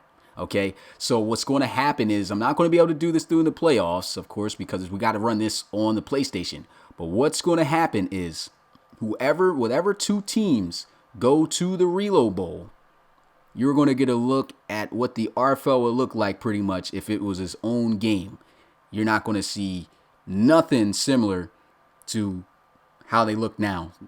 They're going to have a new logo on their helmet. They're going to have new jerseys. It's going to be fire. That's all I'm going to say. And that's what's going to be coming up. We're going to have new conference logos. We're going to have logos everywhere. No NFL, nothing. No relocation stuff that's in the game, nothing. It's going to be straight RFL. That's pretty inspiring right there, guys. So better hope see that some good teams get up in there. We're going to see what the Explorers look like in a couple of weeks on this new stuff, man, Hopefully. I know one thing's for sure. We're definitely going to see what the Celtic Tigers look like and how they look holding up the trophy. They're going to look good holding up those trophies in those uniforms, Bill. I can't wait. Well, I have to go back here because this was from a while ago, but I just saw this comment from Darius. I'm a diehard Lions fan, so the Vikings are a rival. No, bud, they're not a rival. It's not even close, man. Boom, mic drop. Anyway, moving on. Bananas, I'm sorry, man. We're not doing an offense and defense thing again. We're going to let this one ride and see what plays out in the playoffs, because I think we got our arguments set. And at the end of the day, like we that's finished, and I'm still going to agree with what I said. So it's I'm still going to agree with what I said. He's going to agree with what he said. It's going to be not going to get anywhere. Again. You know what I'm saying? Yeah. So I mean, at the end of the day, I don't think that if I win, it proves anything. Or if he wins, it proves anything. I mean, at the end of the day, anybody can win. It does prove something, though. It does not prove anything. It does. It proves something. You trying to get into it, Bill? that's what it sounds like you're trying to do, man. Now, but for real, it's not going to prove anything. It's still like my whole case that I was making in the first place. It would, but yeah. Your case would be disproven, in my opinion, if the Thunderbirds don't go nowhere. But it would be proven if they do. But I don't want that to happen because then I don't go anywhere. So this is a tough spot for me right now. This is a really tough spot. I'm not going to lie. It is a tough spot. But what's going to happen? I don't like this. What's going to happen is the Thunderbirds ain't going to make it. You're going to the Thunderbirds, they ain't going to make it. You guys going to probably make it, and then you're going to get your asses whooped by the Celtic Tigers. No, that ain't happening. And what do you know? The very next question, what team do you think has a chance to upset the Celtic Tigers? Let's see. These are the teams that I think have a chance it would be to your upset team, the Celtic Tigers. The Red Dragons, the Sentinels, the Bulls, the Cougars, the Dreadnoughts, the Marshals, the Explorers, the Crusaders, the Lancers, the Steamers, and the Thunderbirds. That's crazy. That's crazy. You know they're going to be in the Reload Bowl. That's crazy. I try to give your team the benefit of the doubt. I still said that you guys would lose soon if you make it to the Reload Bowl. But if there's a team that had a shot of beating the Red Dragons, in my opinion, on a serious note, possibly, in my opinion, the Sentinels, I would say the Red Dragons, and then the other team on the other side, I would say the Explorers. I don't think the Thunderbirds would, because they just don't got an offense without LC3, man, and that's really going to kill them in that game. Yeah, I'd have to agree with that one. Let's see. Worst thing to happen in their careers. Crowell not winning a Reload Bowl, or LC3 not in the playoffs and the backup winning the Reload Bowl for the Thunderbirds. Worst thing to happen. Well, I mean, you could really make a case for either one of them, really. I don't feel it's a... I would say I would go with Dre having it kind of worse, because at the end of the day, even though you didn't play, you won a Reload Bowl. So you took them there. Yeah. So I don't think that's really a loss at all. Yeah, I guess so. They didn't get to play in the game. Let's see. Got 7 minutes, guys. Yeah, Darius, no, I am far from a Packers fan. I have had to grow up with them all my life, and it makes me understand why I do not appreciate the Packers at all. Yes, Packers. Tori got it right. What's the record between you guys? What's that? What's the record between you guys and the Packers? The Vikings. I don't know, man. That's been going on since the 60s. You know what it is. Packers winning that. I really don't. I think the Packers have an edge over it to some degree, because they've had 30 years of Hall of Fame quarterbacks. So I mean, Vince Lombardi got a trophy named after the guy. So yeah, they was pretty. I mean, they're a really good franchise, and I respect their history, but I can't stand them mainly because of their fans. I think we've had this conversation before about fan bases. I don't think anybody is coaching the Senior Bowl and Pro Bowl. I don't know what's... If none of that is going on. That could be something we think about doing. Probably we can discuss for next year, but I'm still not all the way sold on doing that just yet, or because of especially the people aren't even used to the PC aspect yet.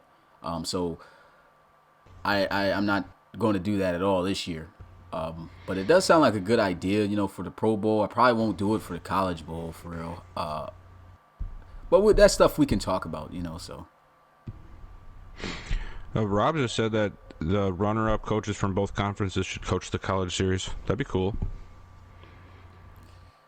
I don't know. I probably ain't going to do that this year. Gosh darn it, guys. Stop making us do more predictions. We got to see who's even going to be in the playoffs this week yet before we predict everything. And we sort of just did. I said I'm going all the way.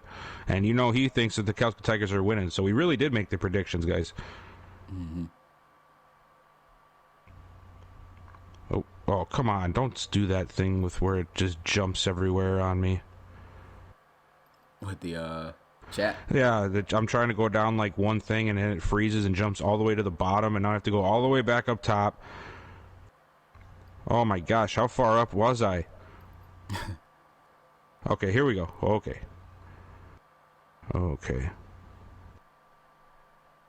this is more... Jaybird, they don't do Comeback Player of the Year in Madden, so we don't actually have that award. Mm-hmm. And we try to stick with what Madden does in terms of that award system stuff, just so it could be easier to keep track of that stuff. Like, we can write it down, but there's always a possibility that maybe we store it gets deleted. But one thing's for sure is that the history will always be within the game. We can always hop back on the PlayStation 4, go in the game, and see who was there. So I think that's a better system to have, just so you can know for sure and keep a history of players who've done what and who's been where. And then Awesome Crocodile has a question about free agency. How does free agency work for user players? Does Madden decide everything?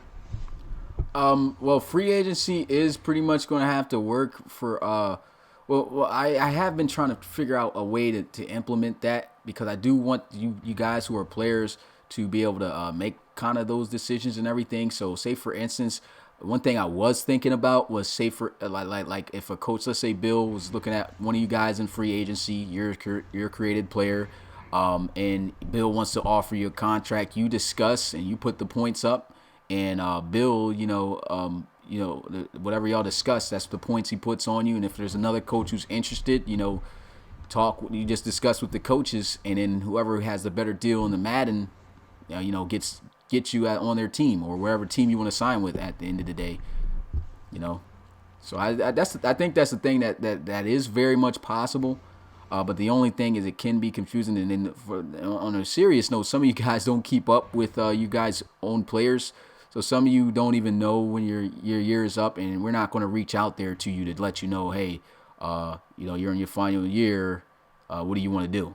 Like if you're an active player and you know that, then I feel like you got the right to be able to make that decision. But a lot of guys don't even know that their player is already on their last year and are even trying to communicate and do stuff like that. So I would say keep up with your player when they're in the league so that you can actually have some type of control.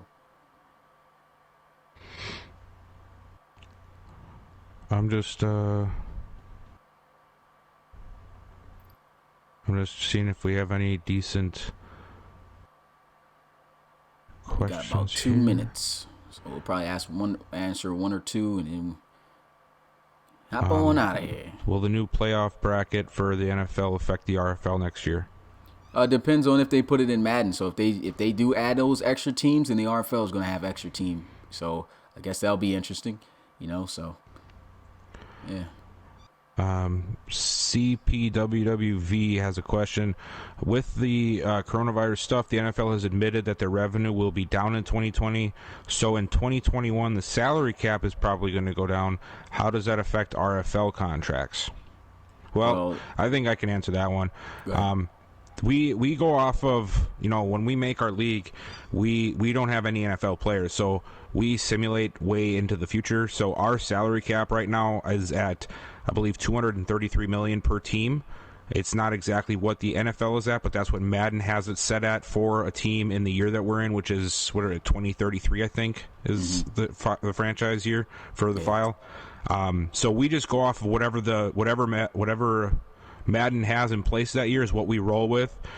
For the most part, it's been pretty consistent so far, but we've only been really keeping track of the cap for like 2 seasons now. So it's sort of a play it how it goes type of thing. If they change something drastically, then of course we'll have to maybe adjust things just to match the effect of the contracts, based on, But it really doesn't affect a whole lot. Yeah, that's crazy, man. 2033, I'll be 38. Jesus Christ. Dude, we got guys in the league that are 38 or more. You got to be just respectful there, Smitty. Not everybody's a young buck. Well, I guess we'll answer one more question, and then we'll hop out of here. So if you try to pick the best one you could see so far, and then we'll log off with that. Well, this isn't the last question, but I just want to answer it. I don't think this would be the last question because it's pretty quick to answer, but Madden makes a game that totally plays the way RFL wants. Will the RFL stay with that year instead of going to the next year's title? No. The RFL believes in going to the newest product that is available, and unless Smitty has a change of heart, I'm pretty sure that's the way it'll stay.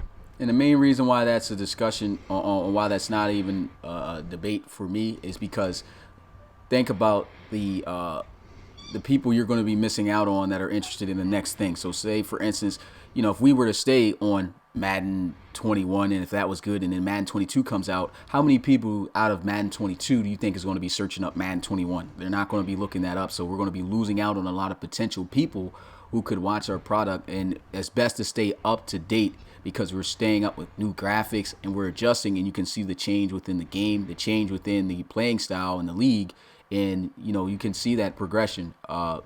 along with just staying up to date. Which is, let's be honest, a gameplay is great. That's a great tool, for sure. But when something's outdated, nobody's going to keep up with that outdated stuff. There may be a serious fan base, a good fan base of it, but I rather have a fan base that can continue to expand, if you get what I'm saying. So that's why moving on to the next product, regardless, is very important, and I'm always going to stick by that. And so, was that the last question you were putting up there, or are you going? I was trying to see if we had another good question to end it on. All right. But I just see a lot of more so just talking back and forth about. Okay, this is a good one I think we can end on. Bananas wants to know if Maximum Football 2020 is fired, could a switch be made? Would we ever, basically, I think the real question is if there comes a game that gives us more than what Madden does, would we consider switching away from EA and Madden altogether for the RFL? If it was a better game, in my opinion, than Madden, then yes. If I can't create my teams, though, that, because we already rebuilt our logos, if I can't have that option, even though it's a better game than Madden, then I'm not going to jump over there. But it's got to be a better game than Madden, and it's got to have better customization in order for me to even consider to make that move. But yeah, that's going to do it here for us, man. As always, 2 hours or more, well, now over more, we have for this podcast. Enjoyed all the questions. Enjoyed you guys showing up. If you haven't already, make sure you smash that like button. Subscribe to the RFL, man. The playoffs are just a few days away. This is the best time to be watching the RFL, man. And until then, man, I'll catch you guys on game day with Rob on Saturday. First game, Sentinels and Red Dragons. Who's ready for it, man? I know for a fact me and Rob are, and I can't wait to see you guys there. But until next time, it's your boy Smitty, RFL commissioner and play-by-play commentator, along with Bill the Bruiser. There's a bunch of names. We just got different names all day. And we will see you guys next time. Peace.